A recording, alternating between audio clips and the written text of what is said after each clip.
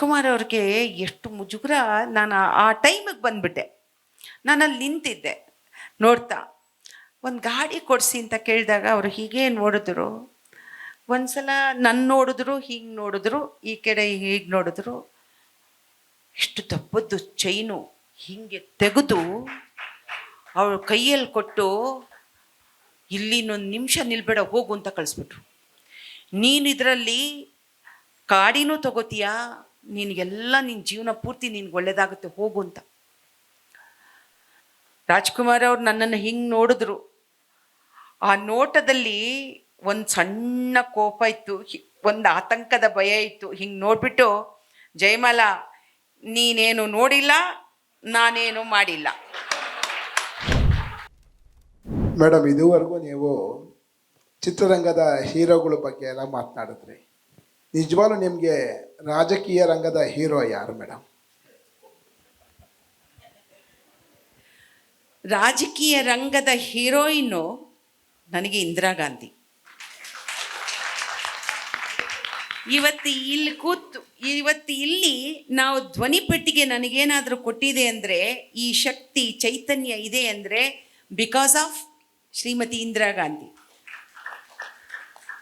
ನಮ್ಮ ಹೀರೋ ನನಗೆ ಸಿದ್ದರಾಮಯ್ಯ ಸಾಹೇಬರು ಕೊಟ್ಟಂಥ ಯೋಜನೆಗಳಿದೆಲ್ಲ. ನನಗೊಂದು ಅನ್ನ ಭಾಗ್ಯ ಇದೆ ನೋಡಿ, ಅದು ನನ್ನಂಥ ಬಡವಳಾಗಿ ಬಂದವಳಿಗೆ ಅನ್ನದ ವ್ಯಾಲ್ಯೂ ಗೊತ್ತಿದೆ. ಆ ಅನ್ನದ ಅರ್ಥ ಗೊತ್ತಿರುವಂಥ ನನಗೆ ಸಿದ್ದರಾಮಯ್ಯ ಸಾಹೇಬರು ಯಾವಾಗಲೂ ದೇವ್ರ ಹಾಕಿ ಕಾಣಿಸ್ತಿದ್ರು. ಇದು ರಾಜಕೀಯ ರಂಗದಲ್ಲಿ ಇರ್ತಕ್ಕಂಥದ್ದು. ನಾನು ನಿಮ್ಗೆ ಹೇಳಿದೆ, ನನಗೆ ದೇವತಾ ಸ್ವರೂಪ ಅಂದರೆ ಒಂದು ಚಿತ್ರರಂಗದಲ್ಲಿ ರಾಜ್ಕುಮಾರ್ ಅವರು ಆ ಸ್ವರೂಪ ನನಗೆ. ರಾಜಕೀಯದಲ್ಲಿ ನನಗೆ ಆ ಸ್ವರೂಪ ಸಿದ್ದರಾಮಯ್ಯ ಸಾಹೇಬರು. ನಾನು ಈ ಎರಡು ಶಕ್ತಿಗಳು ನಮಗೆ ಶ್ರೀಮತಿ ಇಂದಿರಾ ಗಾಂಧಿ, ಇದು ನನ್ನ ಆಯ್ಕೆ ಸರ್. ಮೇಡಮ್, ತಾವು ಕಲಾವಿದೆಯಾಗಿ ಬಂದಿರತಕ್ಕಂಥದ್ದು, ಇವತ್ತು ಕನ್ನಡ ಮತ್ತು ಸಂಸ್ಕೃತಿ ಇಲಾಖೆ ಸಚಿವೆ ಕೂಡ ಆಗಿದ್ರಿ, ಮಹಿಳಾ ಮತ್ತು ಮಕ್ಕಳ ಅಭಿವೃದ್ಧಿ ಇಲಾಖೆ ಸಚಿವರಾಗಿದ್ರಿ. ಮನೆ ಅಂಗಳದ ಮಾತುಕತೆಯಲ್ಲಿ ಬರ್ತಕ್ಕಂಥವ್ರಿಗೆ ನಾವು ಯಾವಾಗ ಕೂಡ ಭಾವಿಸೋದು ಹೆಂಗೆ ಅಂತ ಅಂದರೆ, ನಿಮ್ಮನ್ನು ಪರಿಚಯ ಮಾಡಿಕೊಳ್ತಾನೆ ನಿಮ್ಮ ಸಾಧನೆಯ ಜೊತೆಗೆ ನಮ್ಮ ಸಂಸ್ಕೃತಿಗೆ ಏನು ನಿಮ್ಮ ಕನಸು ಅನ್ನೋದು ಬಹಳ ಮುಖ್ಯ. ಕನ್ನಡ ಮತ್ತು ಸಂಸ್ಕೃತಿ ಇಲಾಖೆ ಬಹಳ ಮಹತ್ತರವಾದಂಥ ಕಾರ್ಯಕ್ರಮ ಇದು, ಮನೆ ಅಂಗಳದ ಮಾತುಕತೆ. ಇಲ್ಲಿ ಕೇಳೋದೇನೆಂದರೆ, ಇವಾಗ ಪ್ರಸ್ತುತ ನೀವು ವಾಣಿಜ್ಯ ಮಂಡಳಿಯ ಅಧ್ಯಕ್ಷ ಆಗಿದ್ದೀರಿ. ನೀವೆಲ್ಲ ಗೊತ್ತಿದ್ದಂಗೆ ಸಂಸ್ಕೃತಿಯನ್ನು ಉಳಿಸಿ ಬೆಳೆಸೋದ್ರಲ್ಲಿ ದೊಡ್ಡ ಮೈಲಿಗಲ್ಲು ಚಲನಚಿತ್ರ ವಿಭಾಗ ಅಂತ ನಾವು ಅಂದ್ಕೊಂಡಿದ್ದೀವಿ. ಇತ್ತೀಚಿನ ವರ್ಷಗಳಲ್ಲಿ ಸುಮಾರು ಜನ ನಿರ್ದೇಶಕರು ಅಥವಾ ಸಂಗೀತ ನಿರ್ದೇಶಕರು ಜನಪದ ಸಾಹಿತ್ಯವನ್ನು, ಸಂಗೀತವನ್ನು ಅಥವಾ ಜನಪದ ಗೀತೆಗಳನ್ನ ತಗೊಂಡು ಅಶ್ಲೀಲವಾಗಿ ಚಿತ್ರಿಸ್ತಾ ಇದ್ದಾರೆ. ಮೊನ್ನೆಲ್ಲ ಒಂದು ಕೂಡ ಬಂತು ನಿಮ್ಮ ಇದಕ್ಕೆ. ನಾನೊಬ್ಬ ಜನಪದ ಗಾಯಕನಾಗಿ ಹೇಳೋದೇನೆಂದರೆ, ಜನಪದದ ಮೊದಲನೇ ಸಾಲು ತೆಗೆದುಕೊಳ್ತಾರೆ ಮತ್ತು ಏನೋ ಬರ್ಕೊಳ್ತಾರೆ. ಆದರೆ ಜನಪದಕ್ಕೆ ತನ್ನದೇ ಆದಂಥ ಸ್ಥಾನಮಾನ ಇದೆ. ಸಚಿವರಾಗಿ ಅಥವಾ ಇವತ್ತು ವಾಣಿಜ್ಯ ಮಂಡಳಿ ಅಧ್ಯಕ್ಷರಾಗಿ ಮಾಜಿ ಸಚಿವರು ತಾವು ಏನನ್ನು ಹೇಳೋದಕ್ಕೆ ಇಷ್ಟಪಡ್ತೀರಿ? ನಾನು ಯಾಕೆ ಹೇಳ್ತೀನಿ ಅಂತ ಅಂದರೆ, ರಾಜ್ಕುಮಾರ್ ಅಂತ ಮೇರು ಕಲಾವಿದರು ಜನಪದ ಗೀತೆಗಳನ್ನು ತೆಗೆದುಕೊಂಡಿದ್ರು, ಅದರ ಚಿತ್ರೀಕರಣವೇ ಬೇರೆ ಇವತ್ತು ಜನಮಾನಸದಲ್ಲಿ ಉಳಿಯುತ್ತೆ. ಆದರೆ ಇವತ್ತಿನ ನಿರ್ದೇಶಕರು ಭಾಳ ದೊಡ್ಡೋರು ಅಂತ ಹೇಳ್ತಾರೆ, ಸಾಲನ್ನು ಬೇರೆ ಬರೀತಾರೆ. ನನ್ನ ವಿಷಯ ಏನಂದರೆ, ಜನಪದಕ್ಕೆ ತನ್ನದೇ ಆದಂಥ ಸ್ಥಾನ ಇದೆ. ಪೂರ್ತಿ ಹಾಡಾದರೂ ತಗೊಳ್ಳಿ ಸಂತೋಷ, ಆದರೆ ಸಾಲು ತಗೊಂಡು ಒಂದು ಸಾಲು ಎರಡು ಸಾಲು ತಗೊಂಡು ಬರೆಯೋದು ಎಷ್ಟರ ಮಟ್ಟಿಗೆ ಸರಿ? ಅಥವಾ ಸಂಸ್ಕೃತಿ ಇಲಾಖೆ ಸಚಿವರಾಗಿದ್ರಿ, ಮುಂದಿನ ಈಗ ಹೇಳಿದ್ರು ಸಿದ್ದರಾಮಯ್ಯನವರು ಹೊಗಳಿದ್ರಿ, ಇವತ್ತು ಸಂಸ್ಕೃತಿ ಇಲಾಖೆ ಸ್ಥಿತಿಗತಿ ಬೇರೆ ಥರನ ಇದೆ. ಏನನ್ನು ಹೇಳೋದಕ್ಕೆ ಇಷ್ಟಪಡ್ತೀರಿ? ಸಂಸ್ಕೃತಿ ಇಲಾಖೆಯ ಸ್ವರೂಪ ಏನು ಬದಲಾಗಿಲ್ಲ.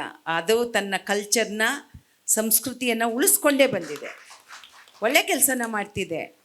ಚಿತ್ರರಂಗ ಬದಲಾಗ್ತಿದೆ ಅಂತಂದರೆ ನೀವು ಎಲ್ಲಿದ್ದೀರಾ? ಸೆಲ್ಯುಲಾಯ್ಡ್ ಇಲ್ವೇ ಇಲ್ಲ, ಪರದೆ ಬೆಳ್ಳಿ ತೆರೆನೇ ಇಲ್ಲ. ಈಗ ಡಿಜಿಟಲ್ ಆಗೋಯ್ತು, ಪ್ಯಾನ್ ಇಂಡಿಯಾ ಆಗೋಗಿದೆ ಎಲ್ಲ. OTTಯಲ್ಲಿ ಇವತ್ತು ವರ್ಟಿಕಲ್ ಸಿನಿಮಾದ ಫಾರ್ಮೇಟೇ ಬದಲಾಗಿದೆ. ಅವತ್ತು ನೀವೆಲ್ಲರೂ ಚಿತ್ರಮಂದಿರಕ್ಕೆ ಬಂದು ಸಿನಿಮಾ ನೋಡ್ತಿದ್ರಿ, ಇವತ್ತು ಪರದೆಗಳು ಎಷ್ಟು ಪರದೆ, ಬಹುಪರದೆಗಳಲ್ಲಿ ನೀವು ಸಿನಿಮಾ ನೋಡ್ತಿದ್ದೀರಾ. ಸೊ ಎಷ್ಟೊಂದು ಬದಲಾವಣೆ. ಈ ಬದಲಾವಣೆಯಲ್ಲಿ ನಮಗೂ ಕೂಡ ಕರಳು ಹಿಂಡುತ್ತೆ.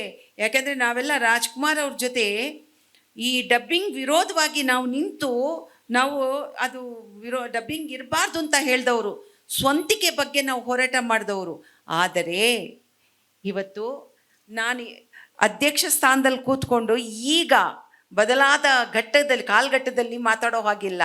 ಯಾಕೆಂದರೆ ಪ್ಯಾನ್ ಇಂಡಿಯಾ ಒಂದು ಬಟನ್ ಒತ್ತಿದ್ರೆ ಎಲ್ಲ ಭಾಷಾ ಚಿತ್ರಗಳು ಆಟೋಮೆಟಿಕ್ ಆಗಿ ಇವತ್ತು ಎಲ್ಲ ಅದಕ್ಕೆ ಟ್ರಾನ್ಸ್ಲೇಟ್ ಆಗುತ್ತೆ, ಅದನ್ನು ಆ ಭಾಷೆಯಿಂದ ತರ್ಜುಮೆ ಆಗೋಗ್ಬಿಡುತ್ತೆ. ಹೀಗೆ ಸಿನಿಮಾಗಳ ಸಂಸ್ಕೃತಿನೂ ಕೂಡ ಇದ್ರ ಜೊತೆಯಲ್ಲಿ ಹೊಂದಾಣಿಕೆಯಾಗಿ ಬದಲಾಗುತ್ತೆ ವ್ಯಾಪಾರಕ್ಕೋಸ್ಕರ. ಬರಗೂರು ಸರ್ ಒಂದ್ಸಲ ಹೇಳಿದರು, ಇದು ಕಲೋದ್ಯಮ ಅಂತ. ಆದರೆ ಅವರು ಭಾಳ ಒಳ್ಳೆಯ ಅರ್ಥದಲ್ಲಿ ಹೇಳಿದ್ದು ಚಿತ್ರರಂಗವನ್ನು ಕಲೋದ್ಯಮ ಅಂತ. ಕಲೆಯಲ್ಲಿ ಉದ್ಯಮ, ಆದರೆ ನಮ್ಮ ಕನ್ನಡ ಚಿತ್ರವೇ ಇವತ್ತು ಉದ್ಯಮವಾಗುವಂತಹ ಒಂದು ಸ್ಥಿತಿಗೆ ಇವತ್ತು ಬಂದಿದೆ, ಆಯಿತಾ.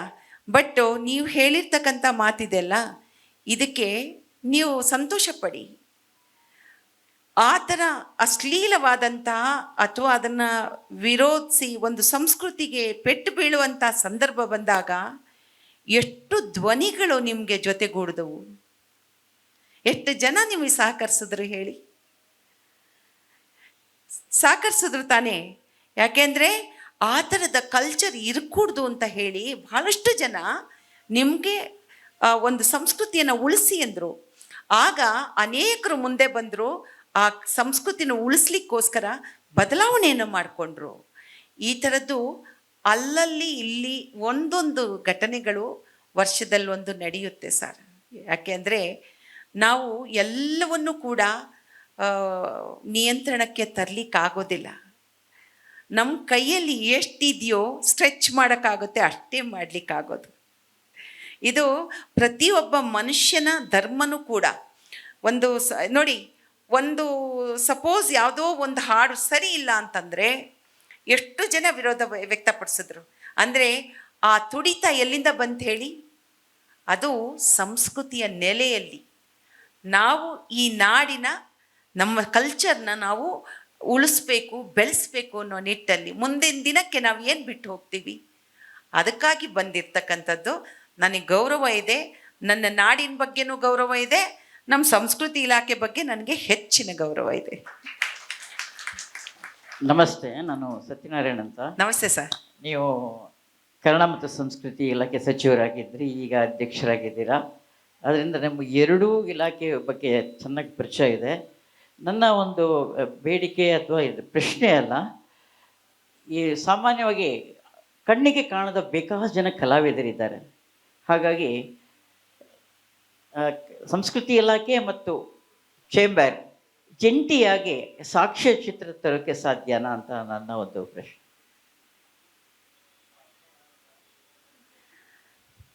ಸಾಕ್ಷ್ಯ ಚಿತ್ರ ಈಗಾಗಲೇ ಸಂಸ್ಕೃತಿ ಇಲಾಖೆ ತಂದಿದೆ ಅಲ್ಲ ಸರ್. ನಮಗೆ ಬೇಕಾಗಿರುವಂಥದ್ದು ಕನ್ನಡ ಚಿತ್ರರಂಗಕ್ಕೆ ಸಂಬಂಧಪಟ್ಟಂಥ ಸಾಕ್ಷ್ಯ ಚಿತ್ರಗಳನ್ನು ನಾವೇ ತಯಾರಿಸ್ತೀವಿ. ಸಂಸ್ಕೃತಿ ಇಲಾಖೆ ಅವರ ಇಲಾಖೆಗೆ ಸಂಬಂಧಪಟ್ಟಂಥ ಬೇರೆ ಬೇರೆ ವಿಭಾಗಗಳ ಜೊತೆಯಲ್ಲಿ, ಅಕಾಡೆಮಿ ಜೊತೆಯಲ್ಲಿ ಅವ್ರು ತಯಾರಿಸ್ತಿದ್ದಾರೆ. ಸೊ ಅದರಿಂದ ಜಂಟಿ ತರುವಂಥದ್ದು ಅವಶ್ಯಕತೆ ಇದೆ ಅಂತ ನನಗನ್ಸಲ್ಲ ಸರ್. ಮಾಡ್ತಿದ್ದಾರಲ್ಲ ಸರ್, ಮಾಡಿದ್ದಾರೆ ಸರ್, ಮಾಡಿದ್ದಾರೆ, ಇದೆ ಮುಂದಿನ ದಿನಗಳಲ್ಲಿ. ಆದರೆ ರಂಗಭೂಮಿ ಚಿತ್ರರಂಗದ ಜೊತೆಲಿ ಬರಲಿಕ್ಕಾಗಲ್ಲ ಸರ್. ಯಾಕೆಂದರೆ ಚಿತ್ರರಂಗ ಅದು ಬೇರೆಯೇ ವಿಭಾಗ. ಇನ್ನು ನಾವು ಇವ್ರ ಜೊತೆ ಬಂದು ಸೇರ್ಕೋತೀವಿ ರಂಗಭೂಮಿ ಜೊತೆ, ಆಯಿತಾ. ಪ್ರಶಸ್ತಿ ಕೇಳುವಾಗೆಲ್ಲ ಬಂದು ಕೇಳ್ತೀವಿ, ನಮ್ಮ ಇಂಡಸ್ಟ್ರಿ ಅವ್ರಿಗೆ ಕೊಡಿ ಅಂತ ಕೇಳ್ತೀವಿ. ರಾಜ್ಯೋತ್ಸವ ಕೊಡಿ, ನಮಗೆ ನಮ್ಮ ಉದ್ಯಮದಲ್ಲಿ ಎಂತೆಂಥ ಗಣ್ಯರಿದ್ದಾರೆ ಅವ್ರಿಗೆ ಕೊಡಿ ಎಂದಾಗ ವಾರ್ತಾ ಇಲಾಖೆ ಅವತ್ತಿನ ದಿನದಿಂದ ಇವತ್ತಿನವರೆಗೂ ಕೊಟ್ಟಿದೆ, ಸಹಕರಿಸಿದೆ. ನಮಗೆ ಆ ಥರದ ಗೌರವ ಇದೆ ಸರ್ ತಮ್ಮ ಬಗ್ಗೆ, ಇಲಾಖೆ ಬಗ್ಗೆ. ಮೇಡಮ್, ನಾನು ಕುಶಲ ಅಂತ ಕಲಾವಿದೆ ಆಗಿದ್ದವಳು. ನಾನು ಮಂಜುನಾಥ್ ಸರ್ಗೆ ಅಭಿನಂದನೆ ತಿಳಿಸ್ತೀನಿ. ಯಾಕೆಂದರೆ ಮನೆ ಅಂಗಳದಲ್ಲಿ ಅವ್ರಿಗೆ ತಕ್ಷಣ ಜ್ಞಾಪಕ ಬಂದಿದ್ದು ನೀವು ಅಂತ. ಭಾಳ ಲೇಟಾಗಿ ತಾವು ಬಂದ್ರೂ ಅವ್ರ ಮನಸ್ಸಲ್ಲಿ ಬರ್ತಿದ್ದಂಗೆ ಫಸ್ಟ್ ಆ ಕೆಲಸ ಮಾಡ್ತಾರೆ. ಎಲ್ಲೋ ದಯಾನಂದ್ ಸರ್ ಬ್ಯಾಕ್ ಅಂತ ಅನಿಸುತ್ತೆ, ಅವರು ನಿಷ್ಠಾವಂತ ಅಧಿಕಾರಿಗಳಾಗಿದ್ದರು. ಮೇಡಮ್, ಕನ್ನಡ ಮತ್ತು ಸಂಸ್ಕೃತಿ ಇಲಾಖೆಗೆ ತಾವು ಸಚಿವರಾಗಿದ್ರಿ. ಆಗ ರಂಗಭೂಮಿ ಯಾವ ರೀತಿ ಇತ್ತೋ ಆಮೇಲೆ ಇತ್ತೀಚಿನ ದಿನಗಳಲ್ಲಿ ರಂಗಭೂಮಿ ಎಲ್ಲೋ ಕ್ಷೀಣಿತಾ ಬರ್ತಾ ಇದೆ.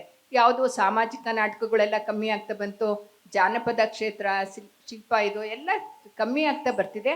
ಆಮೇಲೆ ಸಂಸ್ಕೃತಿ ಇಲಾಖೆಯವರು ಇಡೀ ವರ್ಷ ಜಯಂತಿ ಉತ್ಸವಗಳು ಅವೆಲ್ಲ ಮಾಡ್ತಾರೆ. ಓಕೆ, ಅದರಿಂದ ರಂಗಭೂಮಿ ಬೆಳೆಯುತ್ತಾ ಅಥವಾ ಸಂಘ ಸಂಸ್ಥೆಗಳನ್ನ ಅಥವಾ ಕಲಾವಿದರನ್ನ ಕರೆದು ಮಾತಾಡೋದ್ರಲ್ಲಿ ಒಂದು ರಂಗಭೂಮಿ ಯಾವ ರೀತಿ ಬೆಳೆಸ್ಬೋದು? ಯಾಕೆಂದರೆ ನೀವು ಕನ್ನಡ ಸಂಸ್ಕೃತಿ ಇಲಾಖೆ ಮಿನಿಸ್ಟರ್ ಆಗಿರೋದ್ರಿಂದ ರಂಗಭೂಮಿ ಇನ್ನು ಮುಂದೆ ಯಾವ ರೀತಿ ಬೆಳಿಬೇಕು ಅಂತ. ಯಾಕೆಂದರೆ ಇತ್ತೀಚಿನ 5 ವರ್ಷಗಳಲ್ಲಿ ಯಾವುದು ನಾಟಕಗಳಾಗಲಿ ಯಾವುದೂ ಇದು ಇಲ್ಲ ಮೇಡಮ್. ಇಲ್ಲಿ ತುಂಬ ಕ್ಷೀಣಿಸಿದೆ ಅಂತ ನನ್ನ ಒಂದು ಭಾವನೆ. ತಾವೇನು ಹೇಳ್ತೀರಾ ಇದಕ್ಕೆ?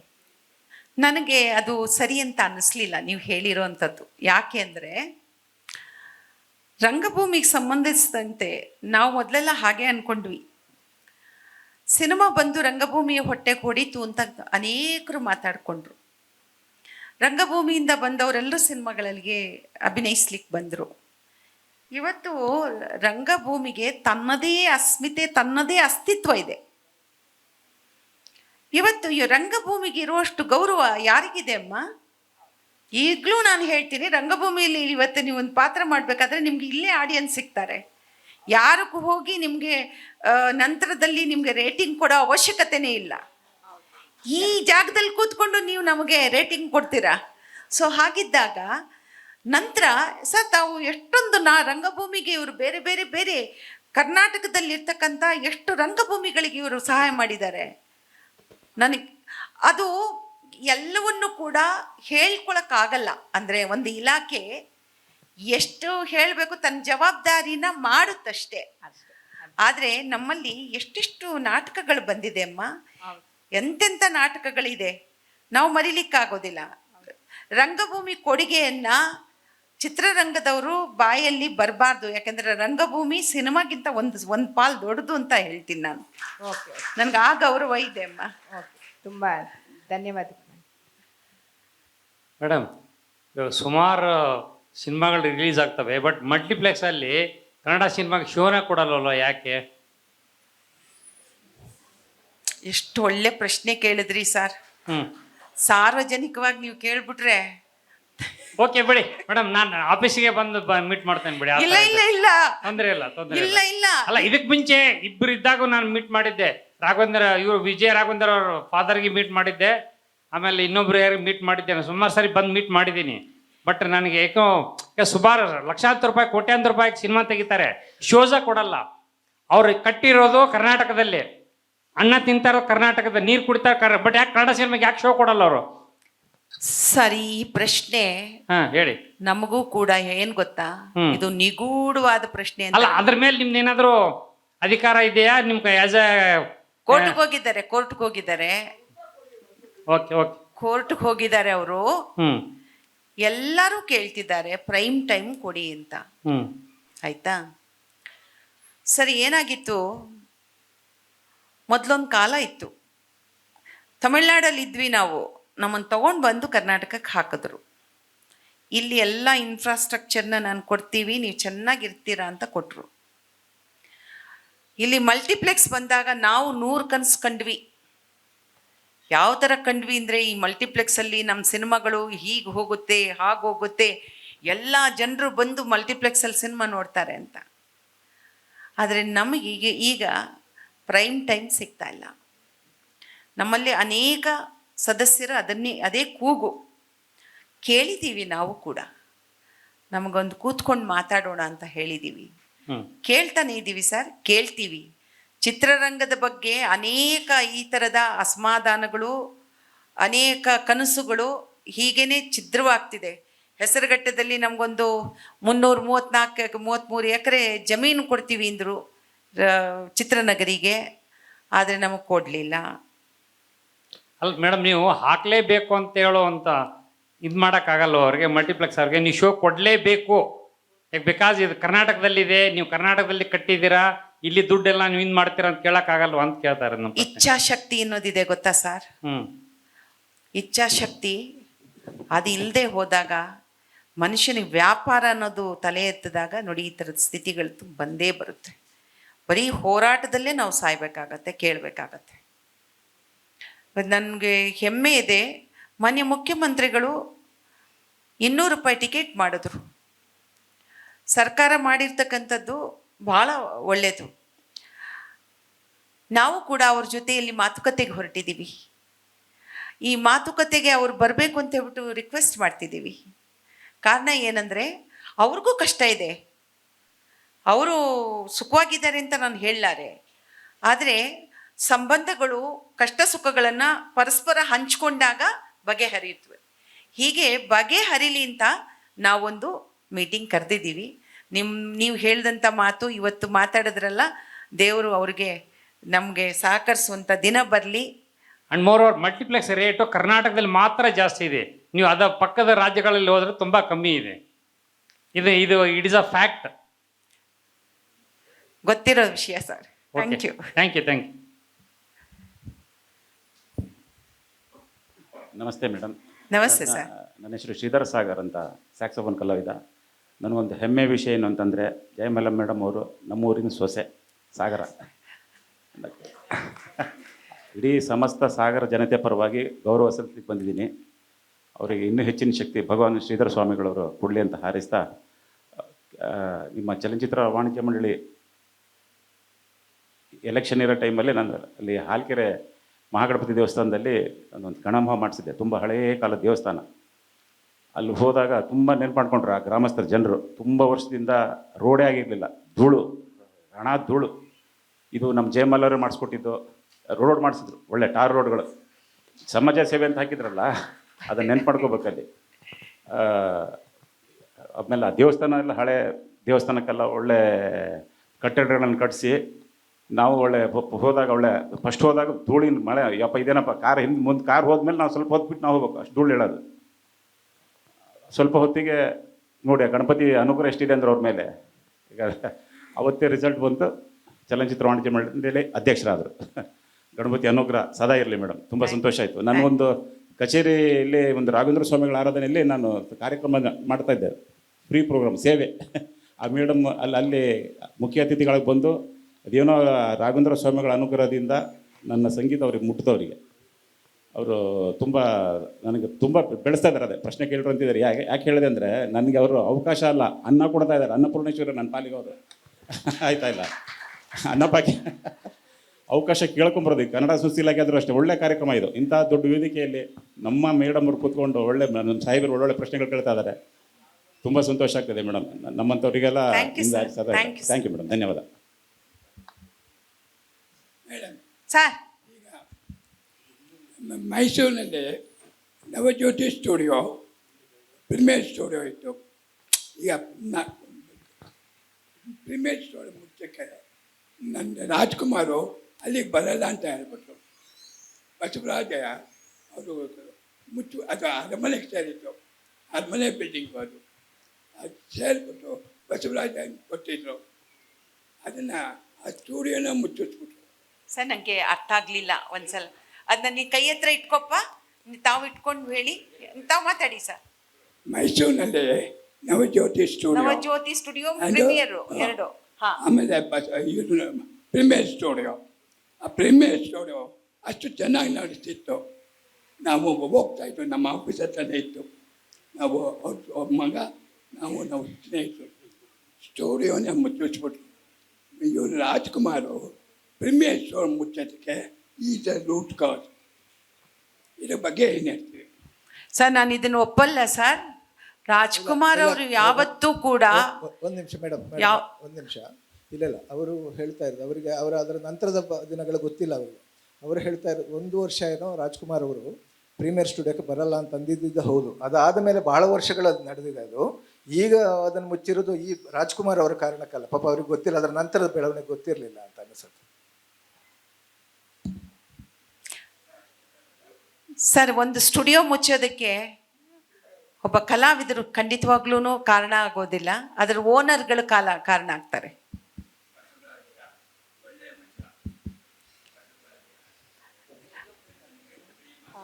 ನಮಸ್ತೆ. ರಾಜ್ಕುಮಾರ್ ಅವರು ಆ ಕೆಲಸ ಮಾಡಲ್ಲ ಸರ್. ಕೇಳಿಪ್ಪ ನೀವು ಕೇಳಿ. ಥಿಯೇಟರ್ನಲ್ಲಿ ಪಿಕ್ಚರ್ಗೆ ಜನ ಹೋಗ್ತಾ ಇಲ್ಲ ಅಂತ ಹೇಳ್ತಾರೆ. ಯಾಕೆ ಹೋಗ್ತಾ ಇಲ್ಲ ಅಂದರೆ ರೇಟ್ ತುಂಬ ಇದೆ. ಅದನ್ನು ಸ್ವಲ್ಪ ರೇಟ್ನ ಕಡಿಮೆ ಮಾಡಿದ್ರೆ ಜನ ಅಲ್ಲಿಗೆ ಹೋಗ್ತಾರೆ. ಯಾಕಂದರೆ ಟಿ ವಿನಲ್ಲಿ ಅದರಲ್ಲಿ ಇದರಲ್ಲಿ ಬಂದು ನೋಡ್ಬಿಡ್ತಾರೆ. ಥಿಯೇಟ್ರ್ನಲ್ಲಿ ಅಂದರೆ ಹೋಗಬೇಕು ಅಂದರೆ ಬೆಲೆ ಕಡಿಮೆ ಮಾಡೋದಕ್ಕೆ ಒಂದು ವಾಯ್ಸ್ ನೀವು ಕೊಡಬೇಕು ಅಂತ ಕೇಳ್ಕೊಳ್ತೀನಿ.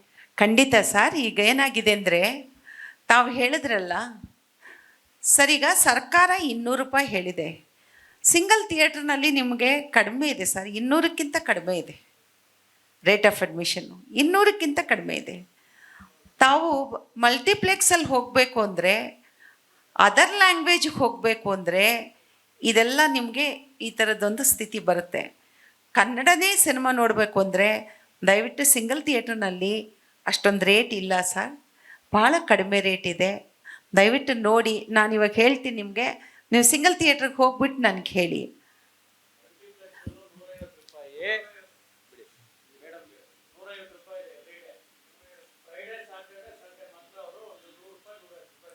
ಅಲ್ಲಲ್ಲ, ಅದು ಯಾವಾಗಲೂ ಕೂಡ ಸಿನಿಮಾಗಳು, ದೊಡ್ಡ ಸಿನಿಮಾಗಳು ಬಂದಾಗ ಅವರಿಗೆ ರೇಟ್ ಆಫ್ ಅಡ್ಮಿಷನ್ ಒಂಚೂರು ಜಾಸ್ತಿ ಮಾಡಿಕೊಂಡು 3 ದಿನ ಶುಕ್ರವಾರ ಶನಿವಾರ ಭಾನುವಾರ ಮಾಡ್ಕೋತಾರೆ. ನಂತರ ಕಡಿಮೆನೇ ಇದೆ ಸರ್. ಇನ್ಯಾರಾದರೂ ಸುಂದರಿ ಏನಾದರೂ ಕೇಳೋದಿದೆಯಾ?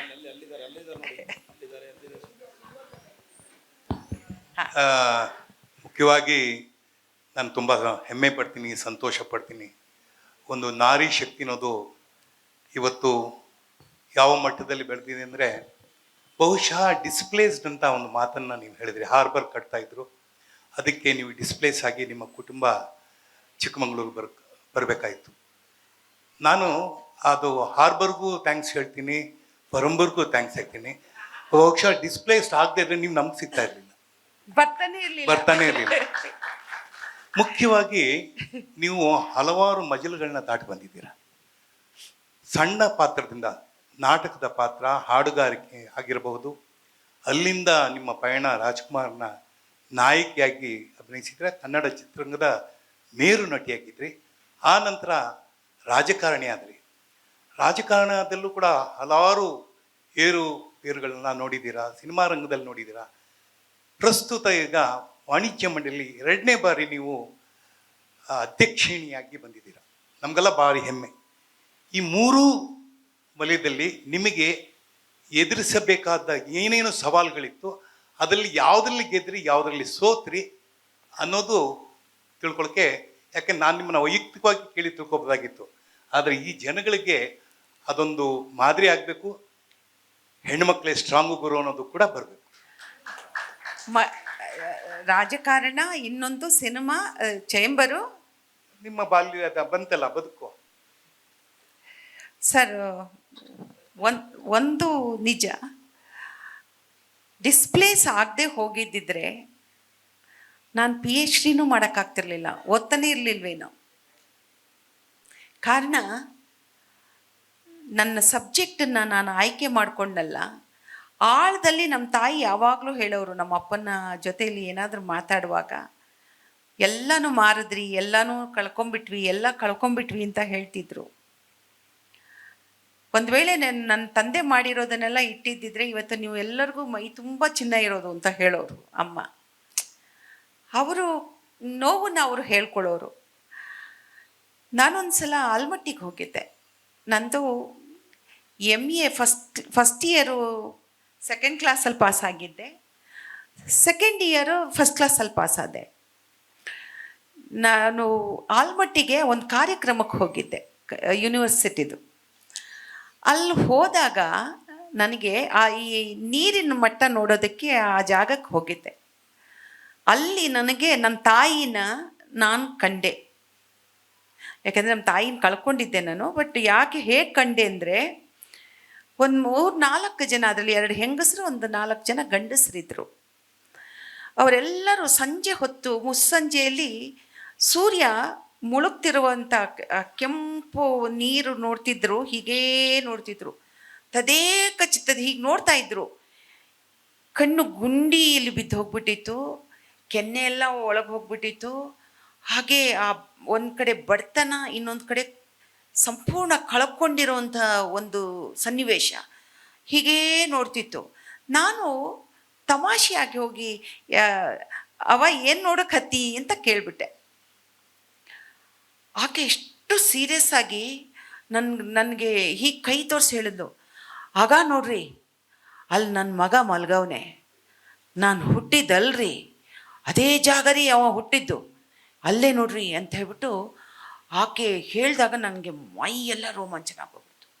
ನಾನು ಆಕೆನ ಹೀಗೆ ತಿರುಗಿ ನೋಡಿದಾಗ ಆ ಕಣ್ಣಲ್ಲಿ ಸಂಪೂರ್ಣ ಕಳ್ಕೊಂಡಿರೋದನ್ನು ನಾನು ನೋಡಿದೆ. ನನ್ನ ತಾಯಿ ಬಾಲ್ಯದಿಂದ ಹೇಳ್ತಿದ್ಲಲ್ಲ, ನಾವು ಡಿಸ್ಪ್ಲೇಸ್ ಆಗಿ ಕಳ್ಕೊಂಡ್ವಿ ಅಂತ ನನಗೆ ಅಲ್ಲಿ ಕಂಡೆ.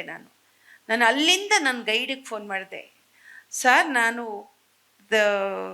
ಆಲ್ಮಟ್ಟಿ ಬಗ್ಗೆ ಅಭಿವೃದ್ಧಿ ಯೋಜನೆಯಿಂದ ನಿರಾಶ್ರಿತರಾದವ್ರ ಬಗ್ಗೆ ನಾನು ಇದು ಸಬ್ಜೆಕ್ಟ್ ತೊಗೊಳ್ತೀನಿ ಅಂತ ಕೇಳಿದ್ದೆ ಅವ್ರಿಗೆ. ಯಾಕೆಂದರೆ ನನಗೆ ಅಲ್ಲಿ ಅವರಿದ್ರಲ್ಲ, ಕಳ್ಕೊಂಡಿದ್ರಲ್ಲ, ಅಷ್ಟು ಜನಕ್ಕೆ ಹೇಗೆ ಕಳ್ಕೊಂಡ್ರು ಬದುಕನ್ನ ಅಂತ ಅರ್ಥ ಮಾಡ್ಕೋಬೇಕು ಅಂತ ಅನ್ನಿಸ್ಬಿಡ್ತು.